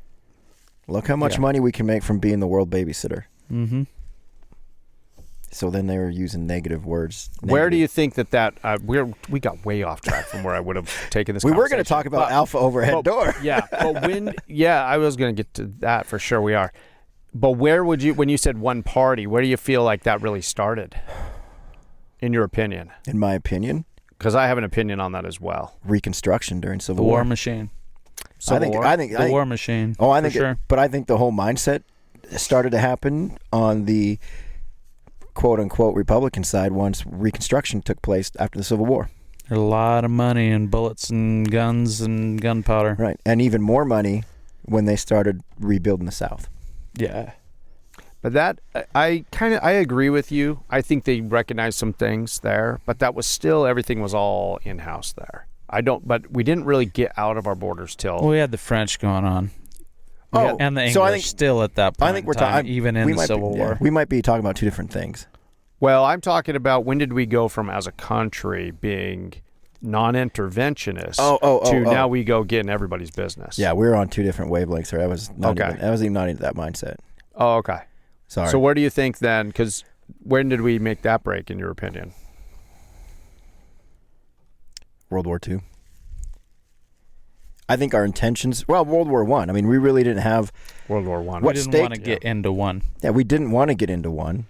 And we really didn't have a reason, quote unquote. But once we did, I think the war machine decided, hey, look how much money we can start making. Yeah. You know, what if we stick our nose over here and let's just keep an eye on this guy named Adolf. Let's liberate this place. Yeah. And then rebuild it. See, I would say that started with Teddy Roosevelt. Think so? Getting involved in Cuba. Cuba. The Philippines. The Bay of Pigs. Like, really, in like the 1890s? How did we find ourselves sending warships and Marines to invade the Philippines? Yeah. Like, like that, I think is when we... But when he said the Conservative or Republican Party is where it kind of started and bred from. That would have been Teddy. Yeah, it would have been. I mean, when you think about that part of it, I mean, he kind of cracked the seal, I feel, as far as like outside our borders. Right. But don't get me wrong, we could go back to us invading Mexico, because we invaded Mexico way before that. There was the Mexican-American War in the 1840s, 50s. We invade Mexico. We take California from them. We dipped into it there. And that's when I feel like, okay, we started to get a taste for empire. Building. And it's really hard to say. Manifest destiny. Yeah, when was the real line there? I don't know. But I do feel like, I feel like Teddy Roosevelt took it kind of more to the next level. We're starting to it was next level with the White Fleet. Yeah, just where we sailed our fleet around the whole world, but saying, "Hey, here we are." Yeah. I feel like that's a lot of that, and I agree with you. World War I, there were those still trying to say, "Hey, we do not want to get involved in this." They used to read George Washington's speech at the beginning of every new Congress that got elected and came in. They would read his speech about don't get involved in Europe. And they quit doing that. I think in the 19-teens, they quit reading that speech at the beginning of every new Congress that came in. But it was George Washington's admonition saying, stay out of Europe's affairs. Don't get involved in their drama. And And here we are. And so then you got World War One. Anyway, all of that stuff. So Yep. I agree with you. I think we shouldn't get involved in all that kind of stuff. We'd be able to pay for. We'd have some clean streets and some nice roads, and we'd have And actually affordable healthcare. Yeah, we have a lot of affordable everything. But so I do want to learn this though. So how did Alpha, like, it's a family business? Yes. So it started out as I own it outright. I bought who it. Started? My dad. Okay. My dad did. And then did you guys start it up here? Or did you start it down in somewhere else? No. So when my dad was a general contractor forever. When we lived in Bozeman, did a lot of work for the state, kind of way back in the day. Moved to Arizona, moved back up here, going through some random jobs. Didn't He's still general contracted though, because he general contract my parents' house. He did, yes, out on Northridge, and then you guys had the where Apple Village is, you had that big building. Yeah, we had place. The Valley Construction Supply. Yep. Which we started building pole barns, or he started building pole barns out of, and then installing his own garage doors. Mid-'90s, building market took a crash. Valley Construction Supply closed down, kept with garage doors, and went into partnership with a couple people out of Billings. Didn't work out ever, and in 2006 him and my mom incorporated Alpha Overhead Door. I came back in 2010. They gave me an ownership stake, minority ownership stake. I very quickly earned that. It was a gift. It was a gift originally, but it was very quickly a burden. I guess you could say. But no, I'm very happy for the experience that I've had over the last 14 years. When I came home, 2010, I came home. They gifted me ownership, and then in the end of 2021. So December 31st, we made it final of 2021. January 1st, 2022, I was 100% owner of the company. So nice. Yeah. That's exciting. Are you hoping that, are you thinking, I mean, I know it's way down the line here, but are you thinking hopefully like this is something that stays in the family, your kids can... I hope so. I'm building it to sell just because why not? Yeah, build it to have value. Yeah, build it to have value, and that way if it does become a legacy company for my kids, it's worth that much more. Right. So I'm building it to sell. January of 23, I opened up Butte, and that's been kicking off really well. I put a lot of time in there, my own time and energy into that. I have an incredible crew here, home base Billings, amazing. So without them, I wouldn't have been able to take on Butte. I said we're taking on Butte, and so we opened it up in 4 months. We made it happen in 4 months. Wow.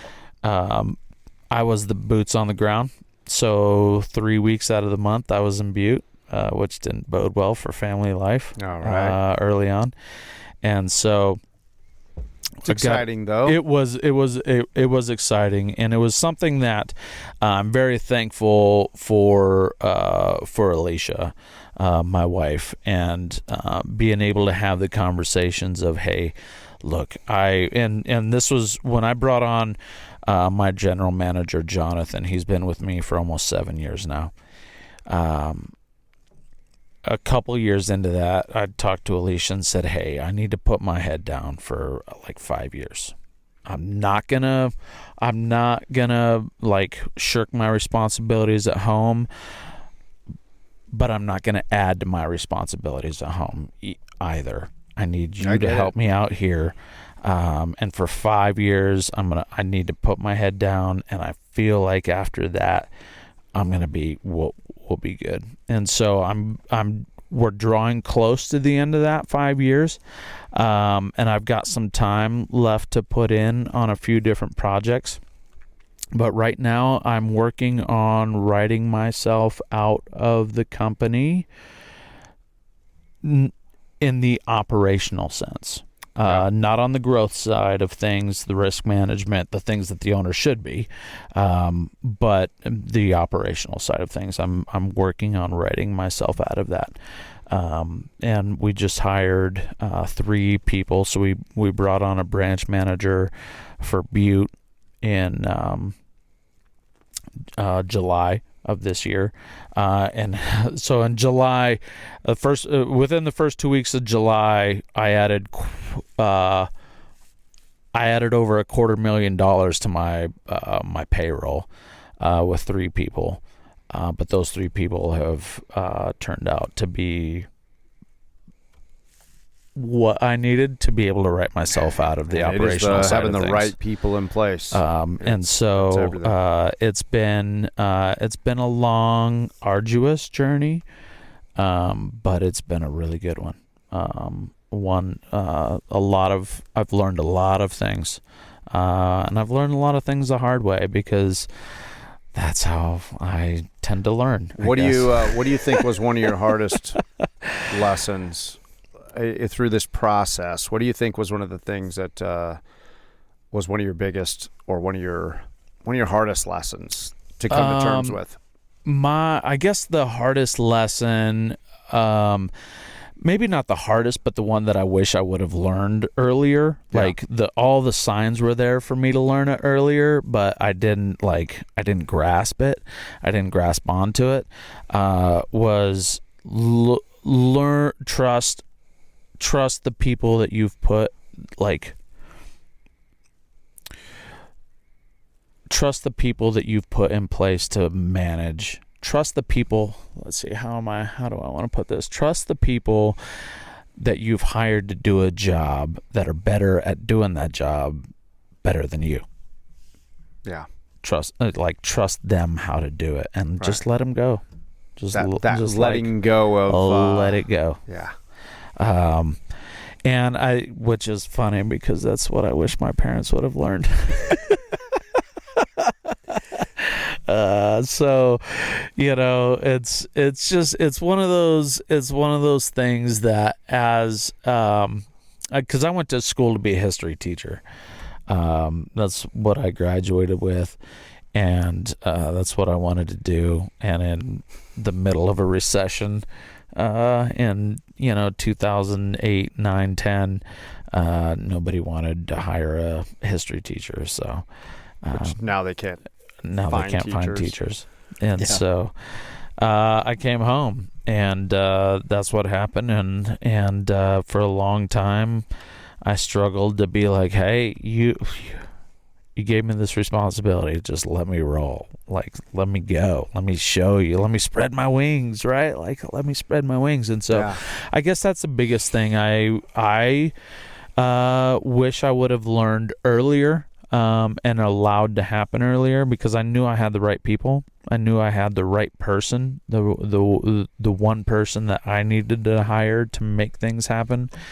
I hired him, and I wish I would have learned to trust that earlier, because who knows where we'd be now had I done that. Yeah. But you know it now. We're in it now. Yeah. So that's a good place now. So are you primarily commercial, or do you guys still do residential? Yeah, so I always have a hard time describing what we do. It's easy when I talk outside of the industry. So we're a garage door company. We do 60 to 65% is commercial. We do everything. Anything that opens and closes vertically, we can do it. And so that's easy to describe. But as I get into the industry and I'm finding out more and more things of how to run a good business and how to make things grow at a scalable rate, or even a blitz scalable rate, it's not so easy to describe, or do I want to describe it that way? So we are because then you categorize yourself. Yeah, right. And so the way I would describe ourselves now is we are a commercial company that dabbles in home service and residential work.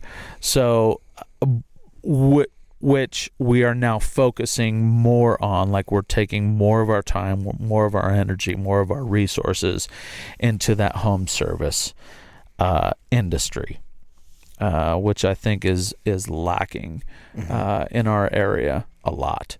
And so I think the reason why we're a big commercial company is because I love the commercial side of things. Like, I love standing back and looking at, a 60 by 30 hangar door that we just put in and be like, that's badass. Like, look at that. We did that. You're right. Yeah. That's a big ego trip. Right. There's not a big ego trip with changing some springs on a residential door, but economically it works well for our company, and it works well for the people that I brought on and want to take care of, because that's important to me. I mean, ultimately I'm in business to make money, but my number one goal is to enrich the lives of my employees and their family. That's my number one value. Yeah. My number two value is to provide a product and service at a rate that supports number one. I'm not the cheapest guy out there. I don't want to be the cheapest guy out there, because if I'm the cheapest guy out there, I can't provide full benefits for my employees. Yeah. And then the third value that I hold is I want to be a good steward company. So I want to give back to the community in which I operate. And for me, like anybody knows, in my company, if you have a kid that wants sponsored in their school or not, in their sports area things, t-ball, baseball, soccer, football, whatever, you have them walk into my office and they will get money. Yeah. So just awesome. letting anybody know. Yeah. But that's awesome. But I love that. Like, I had my son's best friend's sister came in and presented me for she's in ballet, and she's in a big dance troupe, and she came in and did a whole presentation. She was the second person since I've been like dedicated to helping kids with sports and programs and things like that to come into my office and give me a presentation. That's what I want to see. I don't want to be emailed a form asking for a donation. Like, I will donate to that if I know the person, right? If I don't know the person, probably not going to happen. Yeah. If I don't know you, come into my office, introduce yourself, tell me why you want my money, and I'll probably give it to you. Yeah. Don't tell my accounting manager I told you that. But yeah, man, kids is where it's at for me. Like, helping them out in sports, helping them out in things. Last year we had the pleasure. I loved it. I love dealing with kids in classrooms and teachers coming from the teacher background. At the end of the school year, kids, like, parents are always getting emails from their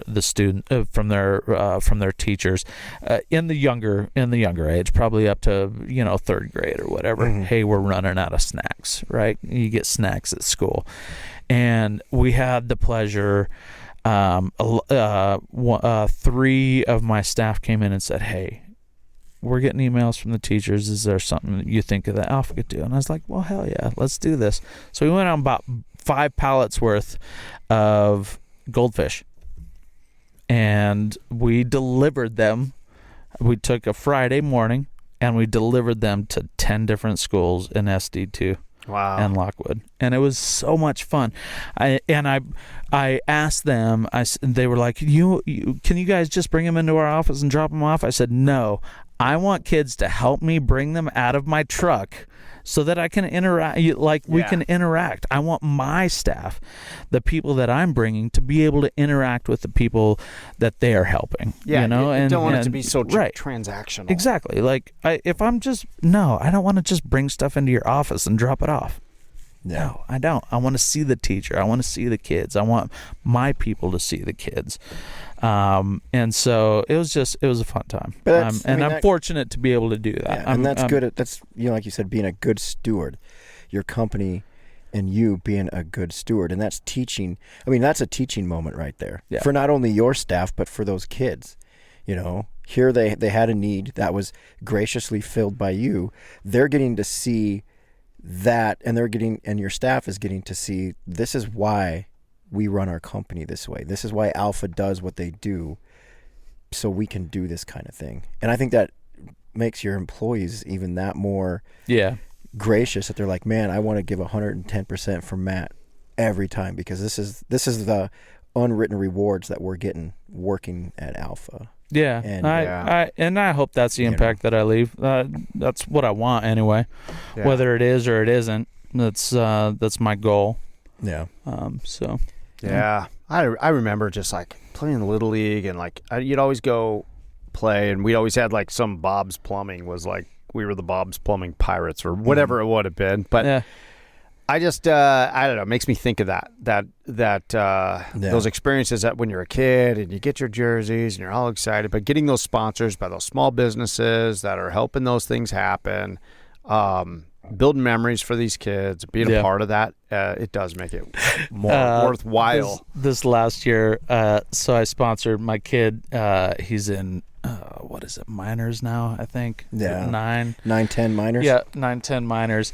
And he, I go to practice. I sponsor him. They actually had Lockwood makes some really badass jerseys.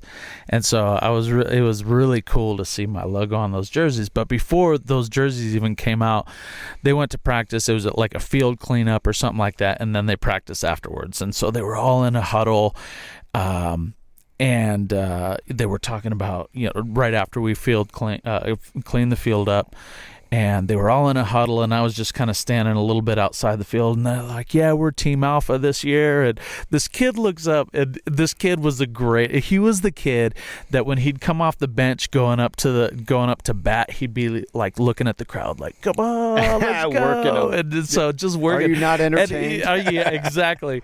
And he looked at me because I was wearing one of my work shirts, my T-shirts that had Alpha overhead door on it, and then I'm wearing like cap with my logo and stuff on it, and he goes, he's already got merch. How does he already have merch for our team? It was the coolest. It was so much fun. Merch.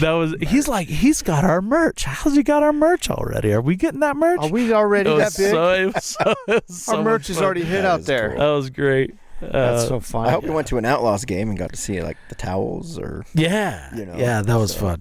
That was a lot of fun. I love that stuff. He kind of likes indoor football. I do like indoor football. Hey, it's a blast. I've been to a couple of games. Those are a lot of fun. They are. Yeah, they are. I'm looking forward to this upcoming season. Him too. They got two new teams, new franchises. They broke it down to 8 teams, and then they just brought in two franchises that are international. I think one of them is at least from Canada. The other one, I know they were trying to get a Mexico team into it. Yeah. Too. So. Yeah. Wow. But it was cool. Matt invited us we went to 2 games? I think so, yeah. 2 games, and got to sit with Alpha. It was pretty fun. That's awesome. They're fun. I enjoy indoor football. Yeah. It's still football. Yeah. It is still football. No politics. They're not making a bunch of money. They're playing football because they like football. Right. I think they make like $250 a game, maybe. Yeah. Wow. It's kind of like the same reason I love going to Billings Mustangs games. I mean, I think we went to 15 home games this year. Did you? I've never been to one. Every year I'm like, we're going to go to a bunch of those games. I've never we've never gone. I mean, they're playing baseball because they love baseball. Yeah. I mean, I think 2 guys from the Billings Mustangs Pioneer League, one got called up to the White Sox organization and one went somewhere else. But I mean, for the most part, this is as far as they're going to go, and they play ball because they love to play ball. And That's I cool. mean, just kind of like you get that same vibe you get at Outlaw games. They're there to play because they love the sport. When does the Outlaw season start up? They're spring ball, so they're the opposite of the NFL. Just so there's more football going on. So, okay. Yeah. So it'll probably be March. February, March March is when they typically start their operations going. Yeah. I went to a game. It wasn't that long ago. Gosh, it was a lot of fun though. I think it was like a year and a half ago, maybe, or I'm not sure where I'm at in the year right now. It was I don't know why, but like working, it just seems like time flies. It does fly. I'm like, I can't believe it's September like, why is already? the bank closed? Like, and they're like, because it's a holiday, everybody's off. I'm like, what do you mean it's a holiday? What holiday? What holiday? Labor I don't Day. even know. What? You know what I mean? Like that's how I was running. I was just like, what do you mean it's a holiday? Yeah. So, but I say, it was not that long ago. It was probably like 4 years ago, but it's just like flies by. It wasn't that long ago. It does. Well, let's see. They've had the team back for 2 years. Then there was a break, I think. Well, yeah. So this last season was season 3 in the AFL. Well, this is IFL. season 1 with the the AFL. They were with the IFL and the CIF before that, and the ownership group that brought him back beforehand was terrible. I know, and they got your hopes up because they were going to bring hockey. I was so freaking bummed. Terrible. They were like, you can donate, or you can with this money, with a little extra, you can support hockey too. And I was like, well, wait a second, how's that going to work? Right. Anyway, like I had my flags up to begin with, but I still went along because I just wanted the Outlaw. Like I've been an Outlaws fan for as long as they've been Outlaws. And you've been a pretty major sponsor for the Outlaws organization for a long time. Since I've had the ability to. So, and so I was like, all right, let's do this thing. But they were terrible. And then Steven Titus came in, took over halfway through. He was also the owner of the Gillette Mustangs. Right. And incredible job. He's an incredible owner. Like he did for the city of Billings with that organization really, really well. And so then he ended up selling off the Gillette team, and I think they ended up closing. I don't know if they're even a thing yet or still, but and then put all his focus into Billings this last year, which they brought home the championship. Yeah. So, that's exciting. Yeah. There was a game that somebody left at just before the end because they thought the game was over. I was so pissed. Were you out in the parking lot when I texted you that they just won? I was just barely leaving. Like I had to go to Columbus. I had to come out here to see my parents. Well, what was it for? We were. Probably a fireworks thing. It was the fireworks It was the fireworks thing that my parents were doing. And I was like, okay, we just got to get out there. And they were like 50 seconds left. They were down, 11? They were down 11 points. They were down 11 points with 50 seconds left, or 55, or it was under a minute. And Cole, he sends me a text. He's like, dude, they just won. And I was like, nah, you're bullshit. I was like, don't be effing with me. Nope. And that's crazy. Oh, dude, I was pissed that I left. Oh, I was so pissed.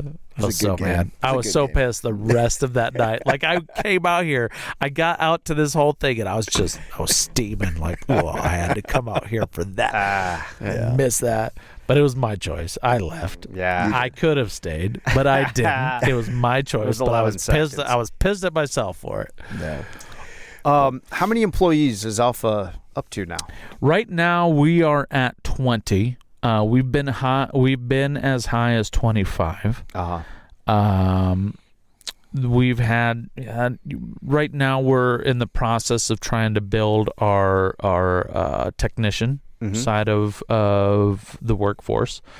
We've got some incredibly solid guys. And we just had 2 more start on Monday of this week.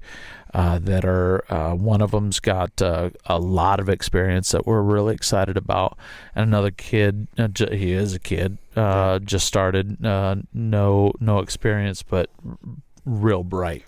What's been your experience then through COVID? Did you see any shift in like just general?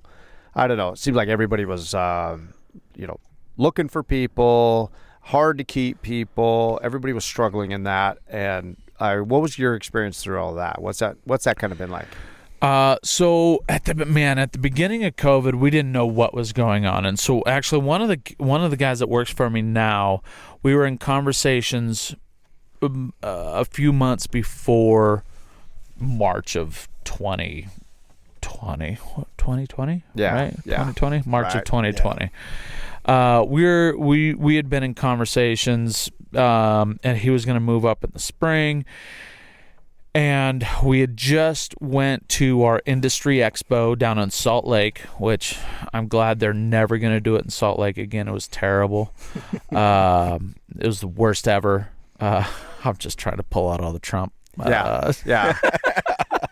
They'll never have another one like it. Yeah. Anyway, it was awful. But can you do a pretty good Trump impression? I think no, your voice. I can't think, do. I was hoping. I can't. I don't, man. Every once in a while, I can pull out a good impression, but I haven't tried. I haven't even tried to do. It's the worst ever. It's so huge. That's about all I got. So we came back. We came back from Salt Lake, and it was immediate. We got back on a Friday from Salt Lake, and the next week, the world shut down.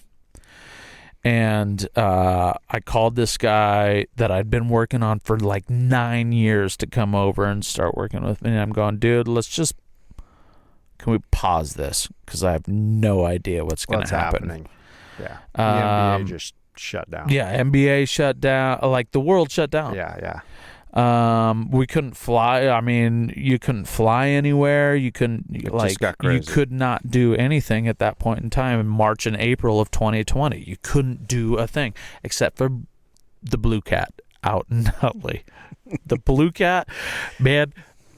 Sidebar. What's the Blue Cat? I'm sidebar. It's this great bar and grill out there in Huntley that I sat there one day, and I think I've got the video somewhere because this is when Bullock was still in office, and they've got a scrolling sign, and every other restaurant in Billings was closed down. Half their tables were closed. Yeah. They had to close at 9 or something like that. They couldn't be open. COVID came out at 9:01. Yeah, because they couldn't stay open past a certain time. And the Blue Cat, that place was rocking. Every night, this place was freaking packed. And the scrolling sign was "Screw you, Bullock. We're gonna do what we want. You can't tell us we're not gonna do what we want to do." And anyway, so the place was closed down except for the Blue Cat. Blue Cat's great. I love going to the Blue awesome. Cat. They got really good bar and grill food plugged to the Blue Cat out there in Huntley. So anyway, now I gotta try it. Dude, there's so much. It's so much fun. It's Friday night. They've got live music and stuff out there. So anyway, they don't pay me, by the way. They should. They will soon. Yeah. So the world closed down. I'm putting employees coming in on hold, people that I want in with a crazy ton of experience. I'm saying, hold off. We were planning on actually moving to Helena in April of 2020 for a branch, and we put that on hold because we didn't know what was going to happen. And so business slowed, following the trend of everything else, business slowed for about 3 to 4 weeks, and it slowed down. And so I furloughed some people. I didn't lay them off. I furloughed them and said, "Hey, here's the date that I'm bringing you back. If you find another job, amazing. But right now I can't. I don't have the work to keep you on. So I furloughed 4 people. Of those 4 people, I brought 2 people back on. The other 2 found jobs during that time frame, 6-week time frame. And then we blew up. Like, our sales were friggin' insane. And anybody in the home service industry that wasn't blowing up at that point in time was doing it wrong. Because like, way wrong. Because everybody was they were in. like, well, I might as well take care of these projects. Everybody was in their home. Like, nobody was going anywhere. And so then they realized that, oh shit, my AC may not be working as good as it should, or my heat isn't working as good as it should be. My garage door is louder than I want it to be. This is kind of ugly when I pull up to the house. Maybe I should change my door out. The government was printing free money at that point in time, both in the PPP, the other loans that they were offering small businesses, and then the $1,200 to $1,500 a person that they were sending families. Throughout the course of the time. So there was a ton of money floating around, and so if you were in the home service industry, construction industry, and you weren't doing well, you didn't have good times, you must have been doing something wrong. Because I don't feel that we did anything other than what we were doing. We didn't do anything special. We offered we know that people are conscientious. We're a conscientious company, or we'd like to say we are, that, hey, if you don't want to meet your technician, we can do it. Yeah. Right. If you want him to wear a mask to talk with you in your garage, we'll do it. But while he's working, he's not wearing a mask. We did point, we pointed that out to people. Like, while they're working, I'm not having people wear masks while exerting physical energy. It just doesn't work. Yeah. 100%. Your brain likes oxygen. So crazy. So I mean, we did things to help with that. We carried extra bottles of friggin' sanitizer and things like that, but we grew fairly tremendously. And then, now you've got all these friggin' tax people calling you up and saying, hey, you could be eligible for that $2,600. No, I'm not eligible. I didn't have any decrease in sales at any point in time during 2020 or 2021. Yeah. Yeah. Wow. But do you find it now where, like, so many people decided they could work remote or work from home, that is it hard to find good employees? Is it hard? That's what I'm wondering is, like, did the work ethic change between before that to now? So the work ethic in my opinion, has been on the decline for a long time, since before you and I were in the workforce. We were in the workforce. Sorry, I'll include you. Yeah. So that has been, I think that's been a product of probably the 60s and 70s, early 80s. In the decrease in the work ethic. I have other opinions that I don't know that I really want to put out there at the given state and time. Right. But there, and the town that I'm in, that have caused the labor world to kind of upend. This definitely within the last 5 to 10 years has been the number one, I would say, killer in the ambition of the workforce. You can get famous with that thing right there. One video. Mm-hmm. I mean, look at the Hawk to a girl. Oh yeah. She's created a whole career. Yeah. Right. From an interview. From a 30-second soundbite. Yeah. This girl is set for life. And people think, kids nowadays think that is their ticket.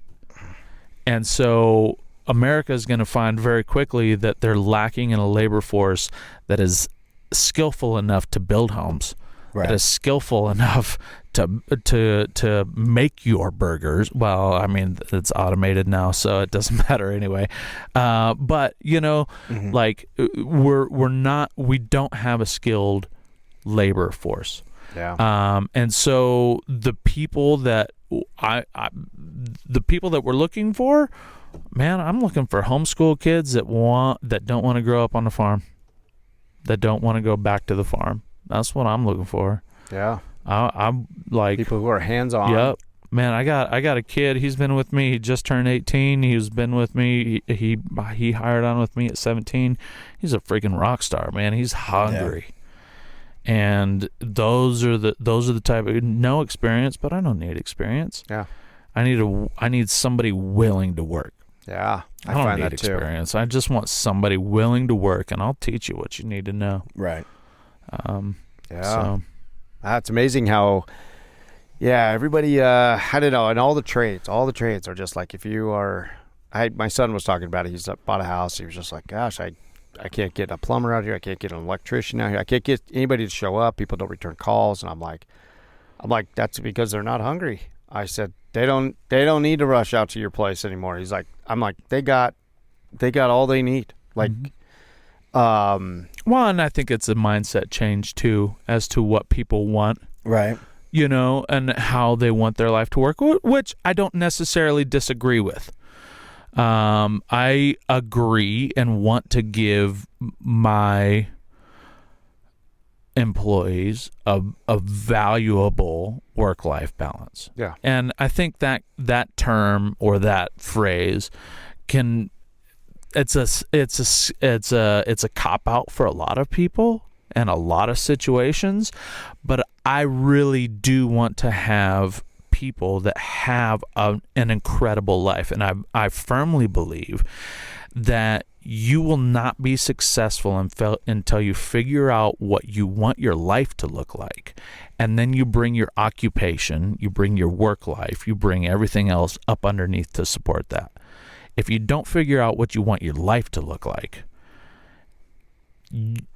how can you have a work-life balance if you don't know what you want your life to look like? Yes, I want to be I am married. I have a wife. I have kids that I need to take care of. That's that's not changing. I mean, it's not in my personality, but I could cop out on that. There are plenty of people who do in today's world and yesteryear's worlds.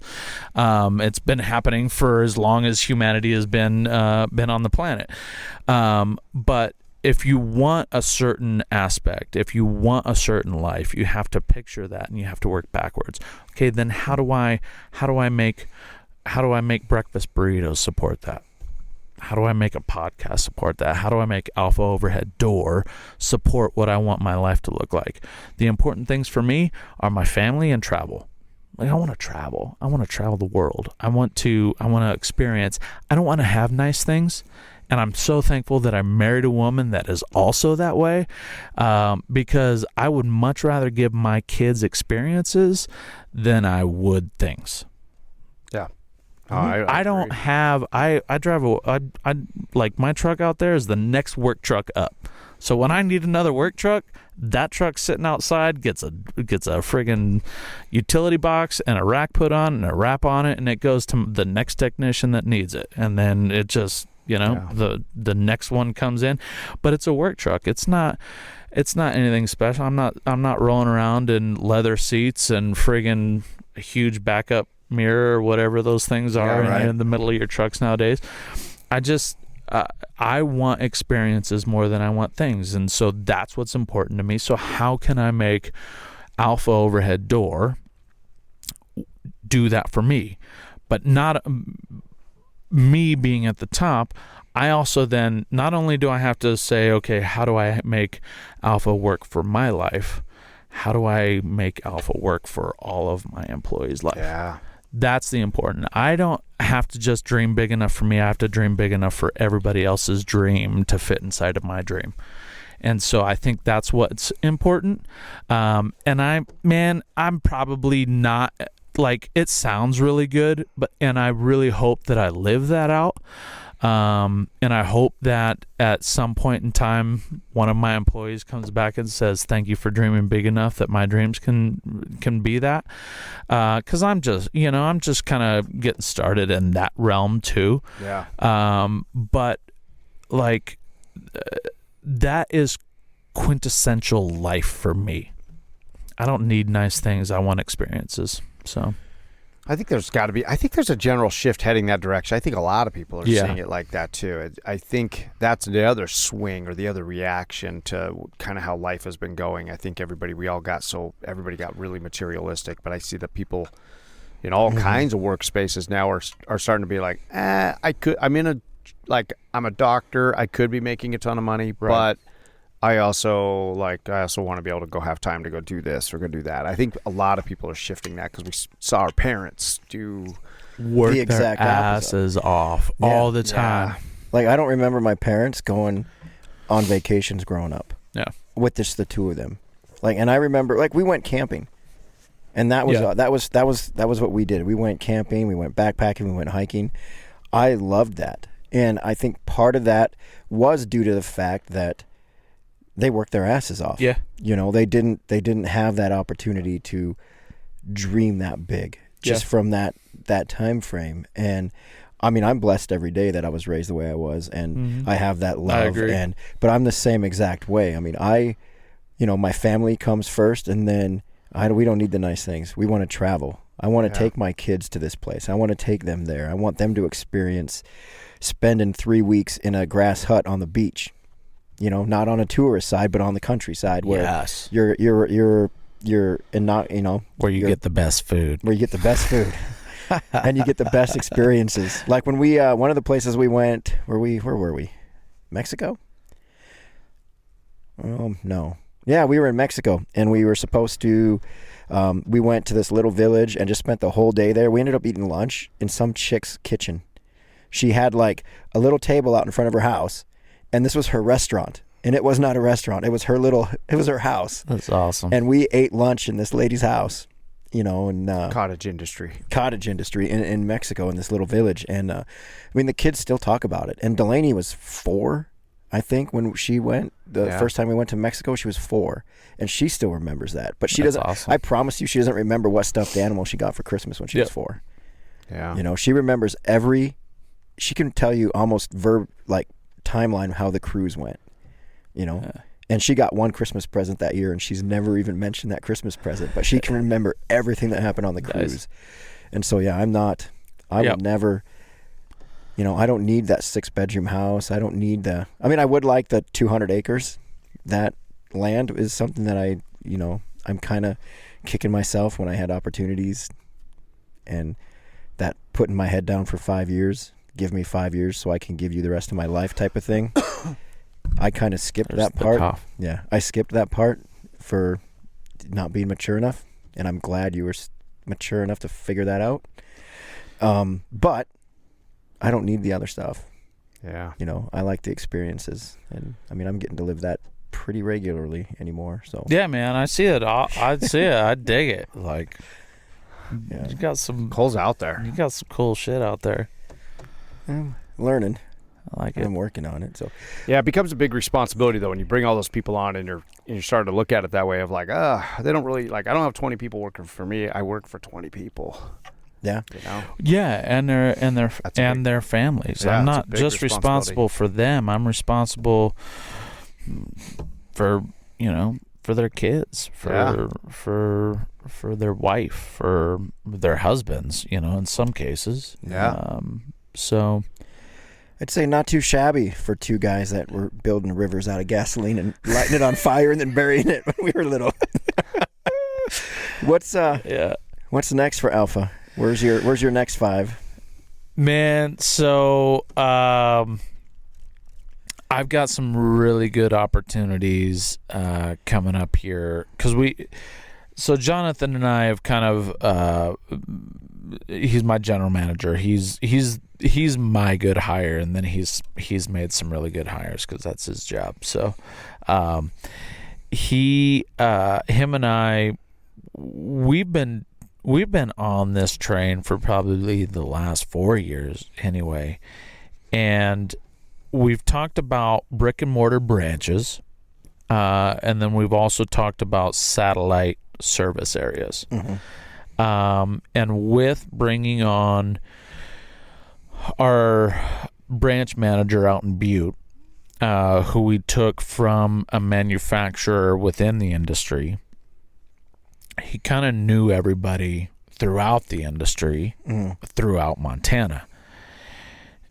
Very well liked by a lot of people for the job that he did where he was. And great communication, always said what he was going to, always did what he said he was going to do. Things like that. Followed up. He was a man of his word, things like that. And those are the types of things that are really important to him. And so from bringing him on, from bringing our commercial sales estimator is also from the industry, 10 years. He's from Missoula, from a corporate office out in Missoula. And so between the two of them, people throughout the industry, throughout Montana, are contacting them and saying, well, hey, you went to this company, and I'm curious as to why you went to this company, because you're, we looked at you as being this type of person and this, that, and the other. So right now, there's a lot of momentum and a lot of opportunity. And so we are in the middle of scaling it properly. I don't know what necessarily is in the future, but there's a lot of things within the next year that could be that are pretty cool. That's awesome. So got exciting things happening then. Yeah. I'm excited, and like I said, I'm in the process because I used to do a lot of things that we just hired people for in July. So I'm only 2.5 months removed from doing a lot of these duties, that now the people that are in this position are competent, and I trust them enough to not have to stick my fingers back in those duties, that I am now learning what the hell's my new job? What am I doing now? Which is a crazy thing as the owner of a company to say, what is my job? But it's also really neat because the people that I have in place, I trust enough to be able to take it and do it. And so, like I said earlier, I think that I'm figuring out how to write myself out of the operations side of things and solely be focused on risk management and growth, which go hand in hand. So that's where I'm at.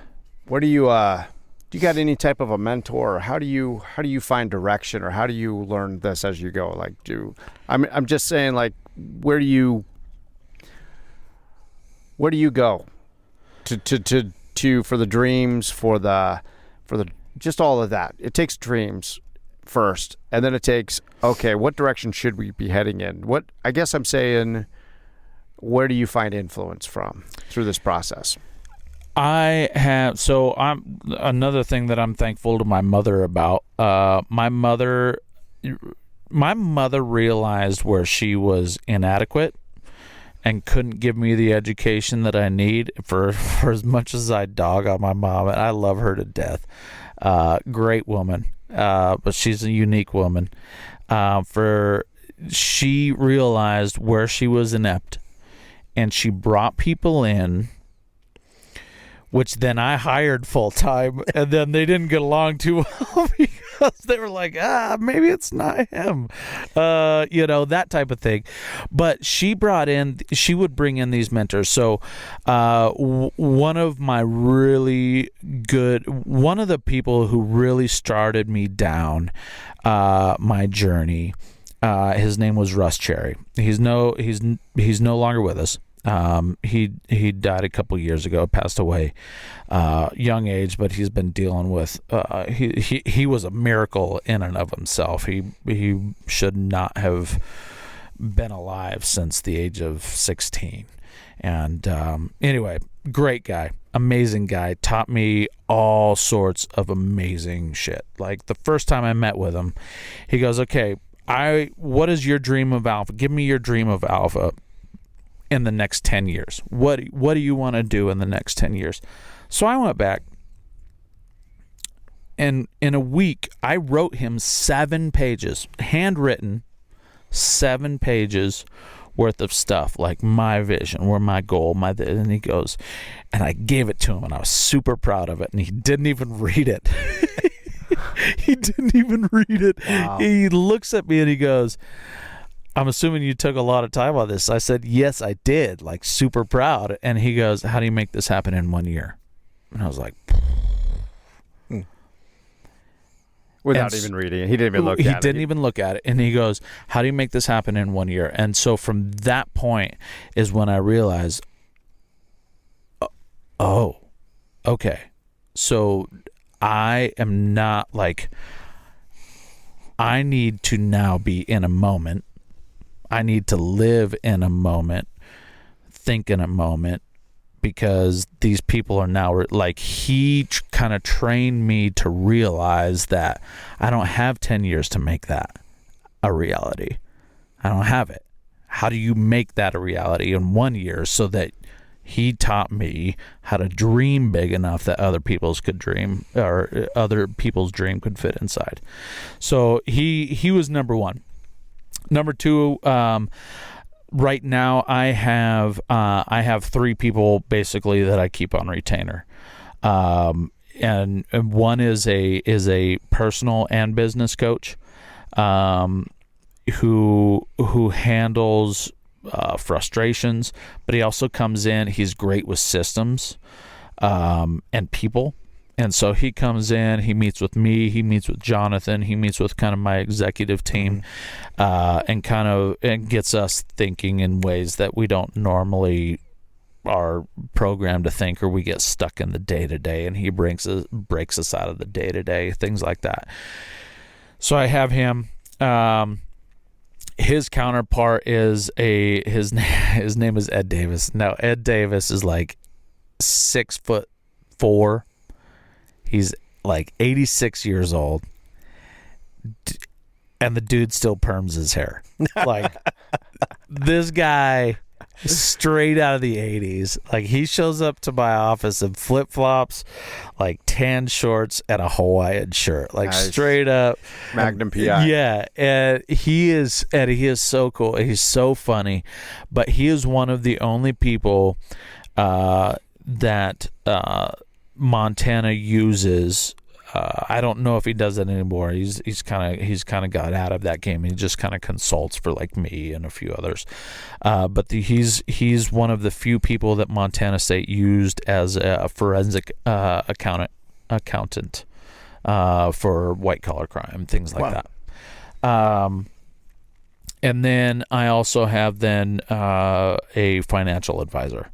That I kind of, so you got a team, I keep on retainer. And so I think it's important, because I'm not like, I listen to a crap ton of podcasts too. So that's another place that I gain a lot of inspiration, I would say probably podcasts and things more, is where I gain a lot of my inspiration. But then the people that I have on retainer who have done it, like Tim, my operations and people guy, like, he negotiated the trade, the sale of American Express to the Lehman Brothers. Like, he was in that room. Like, that's the caliber of this guy. And so so I get a lot of ideas and things from podcasts, and I bring them in, and he's like, okay, helps you sift. Let's weed this out, because that's a lot of fluff, and let's weed that out, because that's a lot of fluff, and that only works in certain worlds. And so but I would say the majority of my inspiration, my desire, my drive, and things like that is listening to other people. What would you say then are your 2 top podcasts that you find that you get the best value from? Do you guys listen to Andy Frisella? Real AF? Once in a while, I haven't listened to it yeah, often. Yeah, I freaking love that guy. Yeah. Is he the bald guy, totally ripped? First Form is his company. First Form's his company. And he's just he's ripped. Okay. F word every other sentence. Yeah. I've seen him. Andy Frisella. Anyway, I love his podcast. But I don't listen to it religiously because there's quite a few of them in there that I just don't feel like it applies. That it applies. But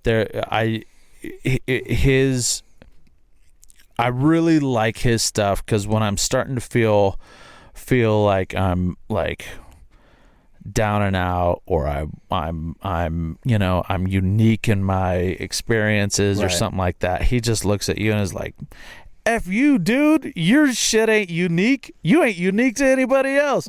Quit feeling sorry for yourself and get off your ass and do some shit. Like, and so he's like a okay, I'm a friggin' lion. I'm gonna go at this thing. Sparks. And so that's kind of what I get off of him.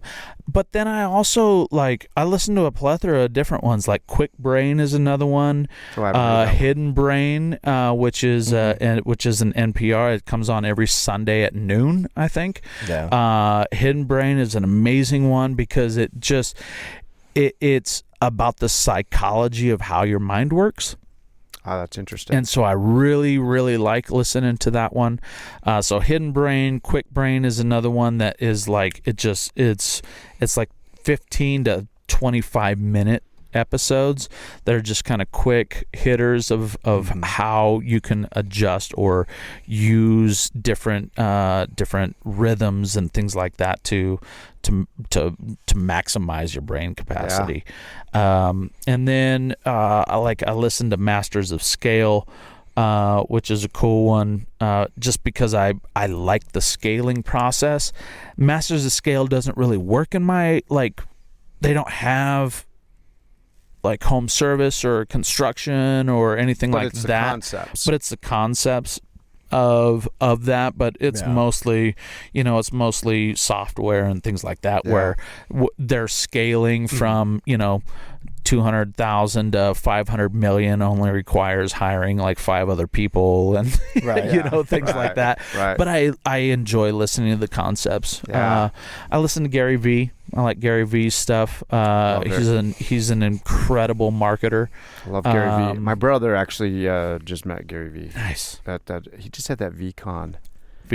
And my brother was there running. He's got all the V friends, and he's built up this whole thing. He's just kind of built his own trading cards by building his own characters. Yeah. Right. And so my brother was, I need to talk to him. I don't even know how he got hired to do that, but he got hired to come in and run all of his V friends at this event. That's cool.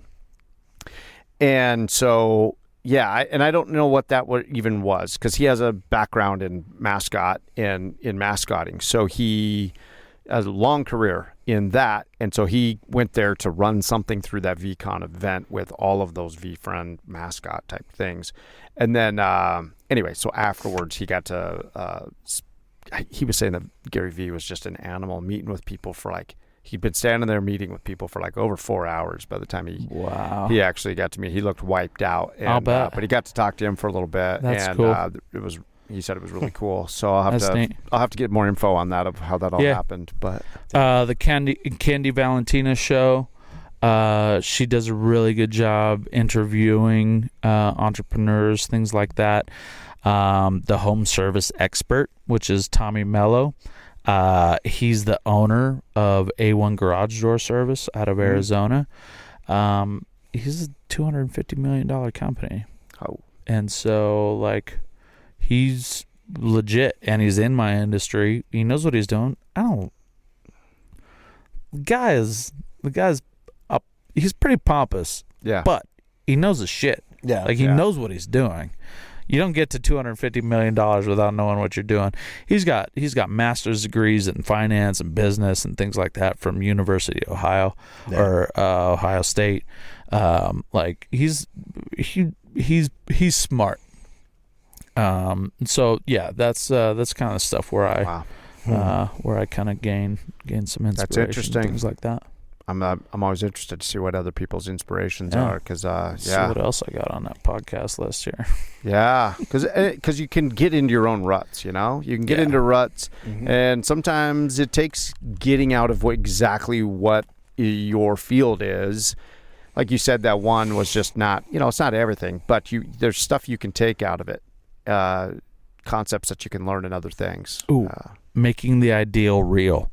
I haven't heard of that one either. Making the ideal real. Like Instagram reel? No. R-E-A-L. R-E-A-L. I was like, dude, there's a podcast for that? So yeah, making the ideal real. Born to Run It is another one. I'm sure you've maybe heard this one, Food Truck Empire.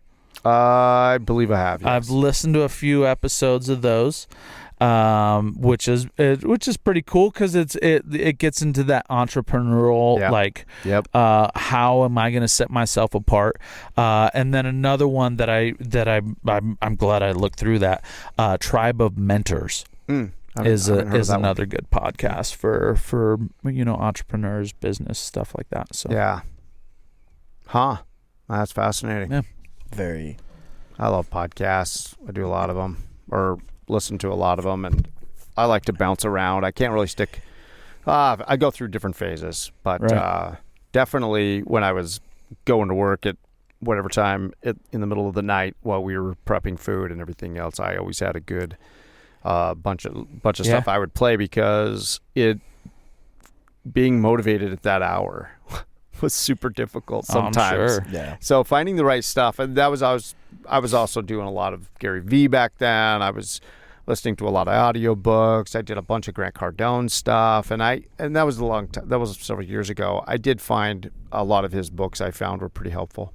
Oh, it's Thunder, wasn't it? Yeah. I gotta. That'd be cool if it picked it up. Well, did you get an alert? No, I did see a text though from my wife saying some massive storm hit, because I'm about as a crow flies, I'm 6 miles out of town to the west. Okay. And I got a message from her a little bit ago saying we got slammed with a crazy storm. Nice. All right. Yeah. Maybe it'll hail on my house. Hail on your house. I need some new siding. Nice. Yeah. So when you need that inspiration and you're not looking to listen, because I go through phases of, like, I listen to a lot of audiobooks, I listen to a lot of podcasts. Now I just kind of want to chill out and zone out on some stuff. Yeah. What is your go-to, like, tunes? What's my go-to tunes? Yeah. Oh, that's like interesting. When you want to chill out and get work done, what are your go-to, like, what's your go-to tunes? I wouldn't call that chill, I guess. If I want to get work done, my go-to has always been The Offspring. Okay. Or System of a Down. Oh, okay. And opposite of what I would go. Yeah. Okay. If I'm just chill, whatever, I do listen to various just electronic chill channels too. Nice. Stuff that like Yanni? Like Yanni type electronic chill? Yeah, not like, no. like one of them that I've started playing. I remember my mom had like Yanni albums all over the place. No, I'm talking like, I would say it's more like, I don't know how to explain. No, it's got a beat. It's like... Okay, yeah. Light industrial. Yes. Yeah, something like that. Kinda Like like I was... And I find some weird stuff out there. Explosions in the sky. I like that stuff. Okay. Yes. Okay. I go into these weird modes too. Like I put like this like Japanese trap house music, and Nice. because it has no words. Right. But if I want to get something done, it's just got a beat. Yeah. It's going. It's got something weird, exotic in the background. Okay. I do a lot of that. Like when I'm here working on the studio, and I just put something on, and that gets me just. But if it's got, I don't know. So much of the stuff nowadays, I don't really like too much. But I go old school a little bit. The other one I listen to a Cypress Hill channel on Spotify, Nice. and it gives me just like this. I don't know what it is about that channel, but it gives me a wide range of stuff. But if I'm looking to relax, I play a lot of reggae. I play a lot of soja. a lot Stick of figure. stick figure. Yes. I mean, a lot of like Modest Yahoo, a lot of all that kind of stuff, and that's what we chill to. So we would have like and honestly, when I was doing with the food trailer, we had music for when the doors were closed, and then we had music for when the doors were open. But that was the stuff that we were just jamming, and I controlled the pace in there. Like I would. Sometimes we need to just chill. I can tell everybody's uptight. There was music I put on for that because I had loudspeakers in there, and that was all. A lot of that was just because I wanted people to have at that hour. I wanted you to have to yell out your order to us. I wanted us to have to be able to say, "What? I'm sorry, what?"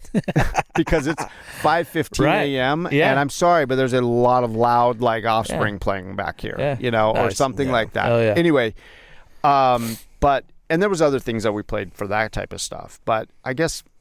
I mean, I'm all over the place with all that stuff, but when I'm at home working and I really got to get something done, it's a System of a Down channel. Okay. It's Blink 182. It's Offspring. Hell yeah.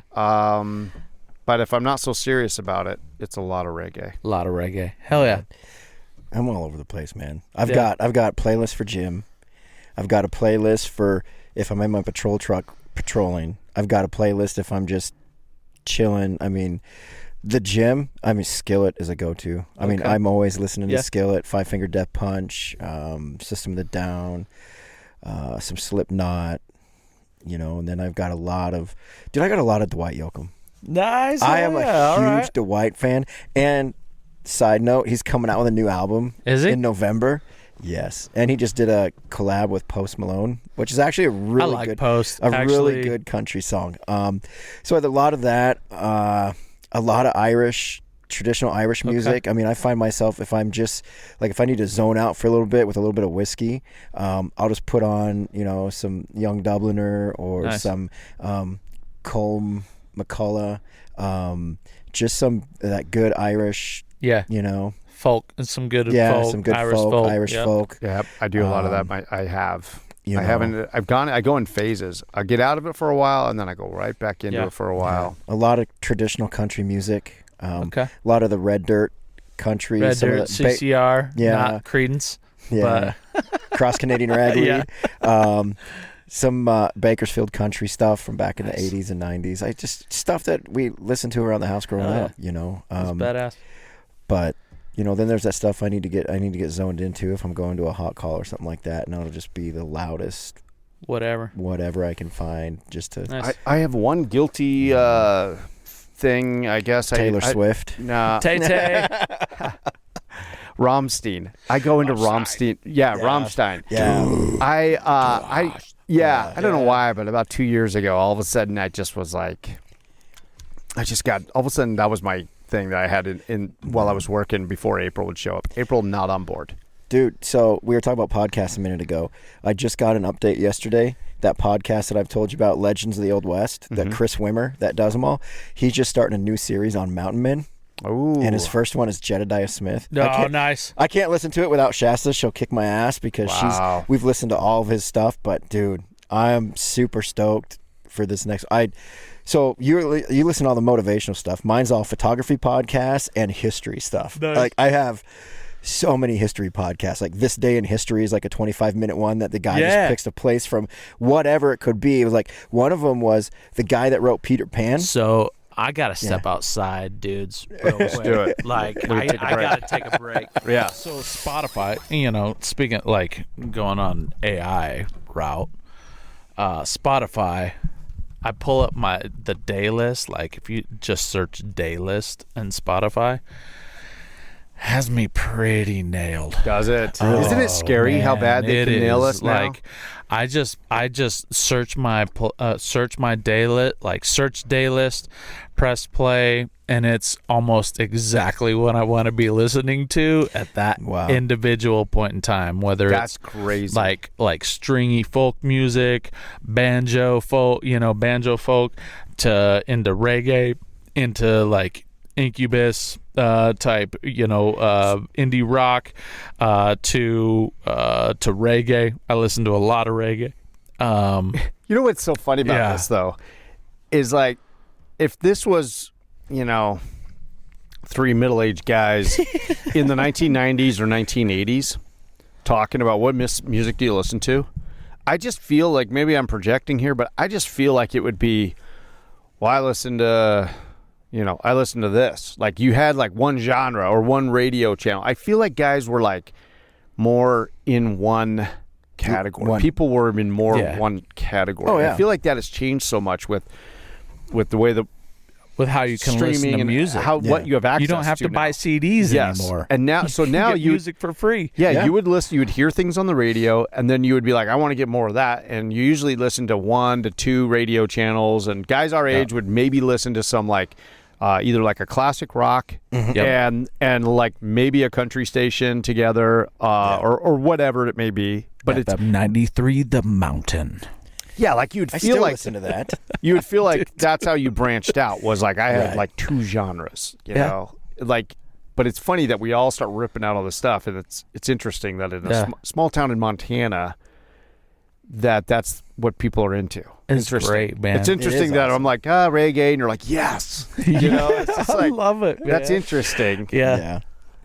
Because of what you have access to. Right, but it's the same way with like sport teams. I mean, growing up here, we had 2 channels that showed sports, and it was WGN or TBS. And so if you were a baseball fan and you lived here, you were either a Cubs fan or a Braves fan, you know, for a long time. And then we were able to get Root TV or whatever. So the Mariners. Then you got the Mariners.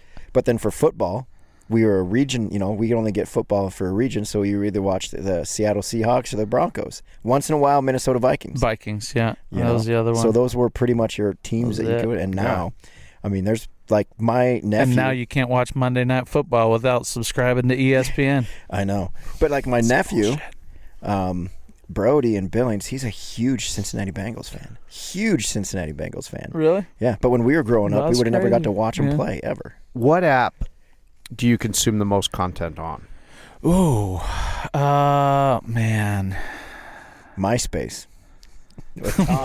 Old school. The Hotmail account to get into MySpace. Go. Wow. Which one? Like which Hotmail account did you create for which? Yeah. Man. As far as like just. When you are like, you're mindlessly, whatever, you're escaping in that moment, and you pick up and you're going to just go jump into an app that you just want to just see what's up or see what, scroll through some stuff. TikTok, probably. Really? Yeah. I know it's a communist clickbait stuff, but. No, I don't have strong feelings about that.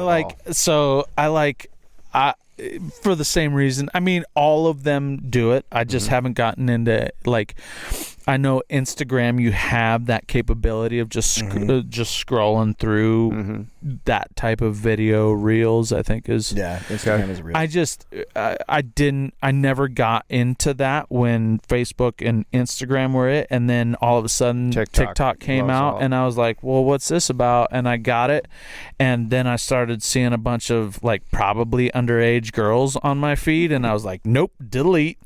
And then people showed me, they were like, no, you can actually, like search and define where you want to be. And so now I get a bunch of fun, cool content. Yeah. Every once in a while, those sneak through, but it's. Man, I have not been on TikTok since we got out of the burrito business. It's interesting. It's just it's a fun. We're alphas on TikTok, so I'm on every platform that that alpha is. Yeah, and so it's just one of those that most of the time I'm not seeing, like other than Cole, or the CW photography. All right, what platform are you on the most? Instagram. Yeah. What about Snapchat? Yeah. Not hardly at all. Okay. Like I talked to 4 people on Snapchat, and three of them are my family. Yeah. But no, I was on Instagram though because it originally started out to be a photography thing, you know, and then they had to keep up with TikTok and everything else, so they started the reels and the stories and everything like that, and it's pretty much ruined Instagram. I mean, Instagram now is, you know, algorithms and stuff are pretty much based on reels. If you're not big into the reel game, you're not losing. I mean, you're not gaining a whole bunch. Yeah, you're not getting in front of people. A buddy of mine made a really good reel, and went from like 3,000 followers to 18,000 followers in a week, because of the algorithm on the reels. And so Instagram is still my go-to though, just because that's where I started. It's still free to play. Yeah, too. It's still also, free. It's not pay to play. You know, and then I'm on Facebook. I mean, I've got my photography page and my personal page on Facebook, and then I'm on TikTok a little bit, but not a whole lot. I do when I make a reel or make a story, something like that, it just hits and goes right to all of them at once. Yep. Mm-hmm. So I mean, I have my stuff on, and actually TikTok, as much as I don't like being on it, I get a lot of interaction with people on there. There's a lot of organic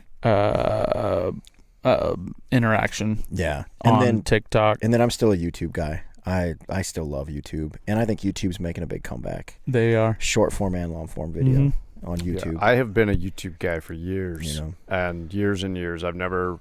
You're a big YouTube guy. You do a lot. I of YouTube spend stuff. a lot. Most of my time is all on YouTube. My kids spend a lot of time on YouTube. Yeah. Yeah. You know, that's just where I get most of my podcasts. Mm-hmm. That's where I get. You know, I'll listen to it, or I'll shut the screen off. I'll shut the screen off and just listen to it. Yeah. Now that they've gotten even heavier. But anyway, but if I want to see it, if I want to pop in there, I'll see it. I don't know why. I just spend a lot of time on YouTube. Yeah. Okay. Yeah. And honestly, too, I think I've gotten out of. I haven't been listening to as many like business-minded podcasts as I have been more current events. I listen to Patrick Bet David a lot. I found I like that one. I don't listen to any of them religiously. I don't get into any of them like every day. Yeah, me neither. You know, but I do like to. I do pop into some of their videos here and there when I see something. I like his take on business. I like his books too. Patrick Bet David. You ever listen to his audiobooks?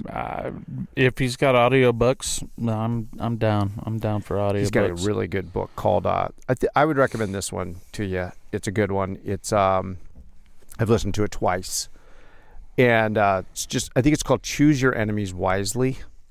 Okay. Business. I think it's called Business Strategy for the Audacious Few. That's the name of the book? Yep. Choose Your Enemies Wisely. Okay. And I think it really applies to anybody in any industry. I mean, you could take concepts of what he's talking about. If you're a number two or a number three, Patrick Bet David. Patrick Bet David. Done. He is a really good success story. And confirmed. And he and his podcast or his YouTube and he started a company called Valuetainment. He's become a huge influence and a big player. But then when I found him from Rogan. He was on Rogan several years ago, and I was like, who's this guy?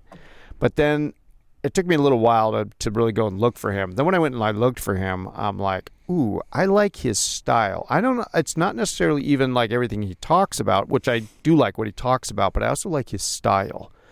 And anyway, just a really good guy. And that book is awesome. It's about, you know, choosing. This is what's great about that book. It is so right. He's like, nothing. He goes, people that if you're building a business or you're building a career or you're doing whatever, you know, and people will say, okay, well, think about what do you want to achieve, where do you want to go, and all this stuff. I'm going to do his book no justice here, but he's like, that's not as powerful as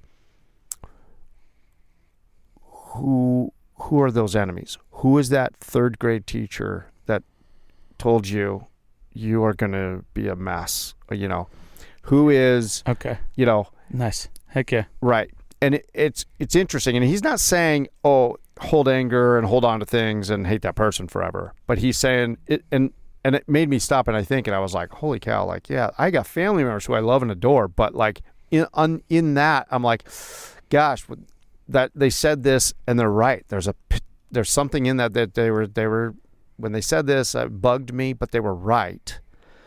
And at this level, that's my motivation. Yeah. Today, that's my motivation. Now, that shouldn't be your motivation next year, because you should be beyond that level. And then you Right. should be choosing new enemies Right. of, and that's what he goes That's through. cool. And he shows in I'm his, excited to listen to it then. yeah, he talks about at what levels he was and some of the things he'd done to get that next level of enemy.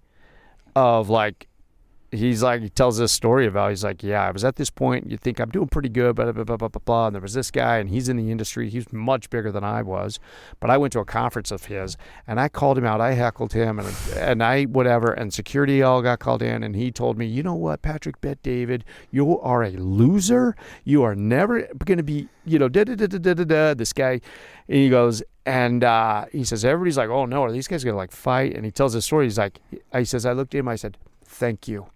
And he says, and I turned around and I walked out. He goes, and that was what I needed.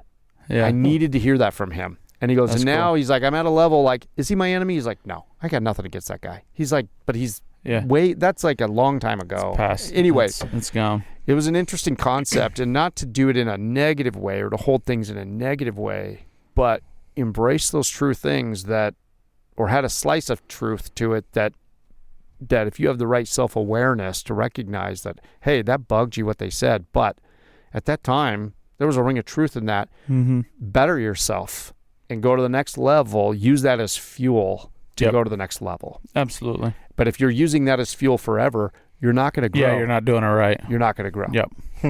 Yep. Super good book. I've listened to it twice. Back to back, I listened to that one. Heck yeah. And anyway, so we could go on a tangent about all that kind of stuff. That's where great. I find some of that inspiration. But anyway, man, I appreciate you coming in here. We could keep on going. I feel like it's funny when we bring, we meet people and like come in here and all of a sudden I'm like, holy cow, I could talk to this person for 4 more hours. And it's interesting, like, I don't know, I would never get that opportunity unless we had this place. And like, I don't know that this is ever going to turn into anything, but it sure is fun to like learn from people. Oh yeah.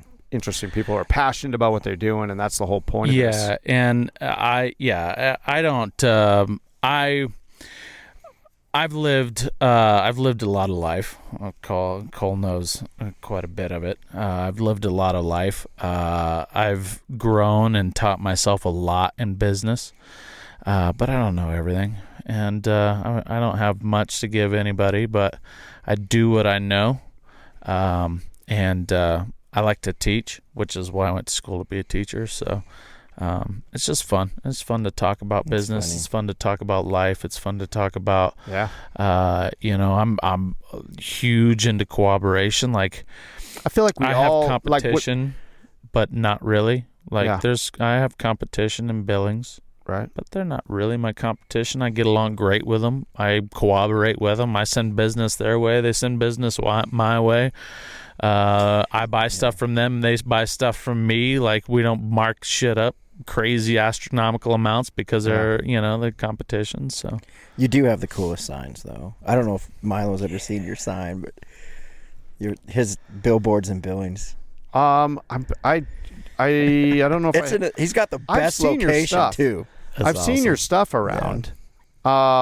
And it's interesting because Cole's like, oh, he's from here, and I'm like, oh, I didn't know that. I didn't realize that. I'm from here. I don't live here. But right. Yeah. Of course, I grew up a lot of the formative years. But were spent here. I can't right offhand. I can't think of any. I haven't been in town very often at all lately, but I remember seeing you guys around all the time.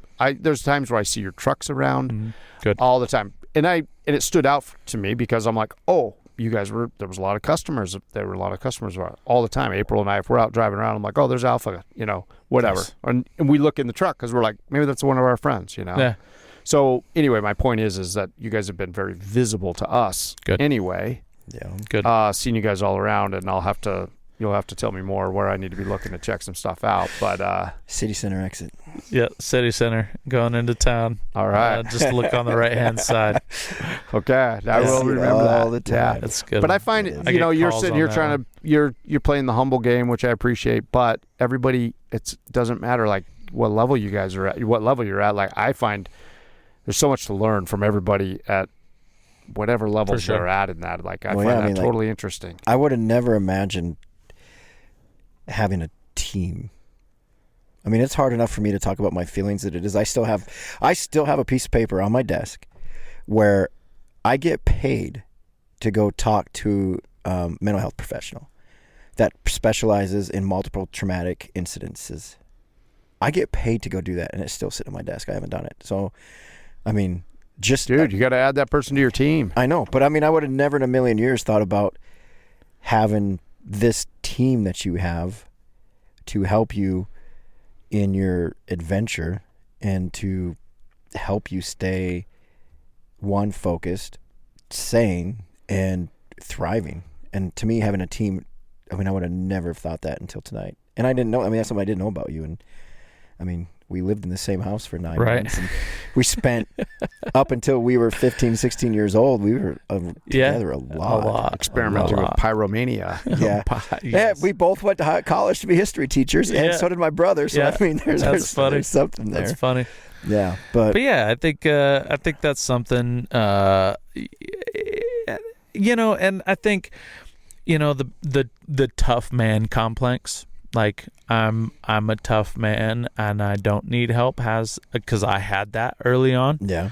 Of I know what I'm doing and I don't need help to get where I'm going.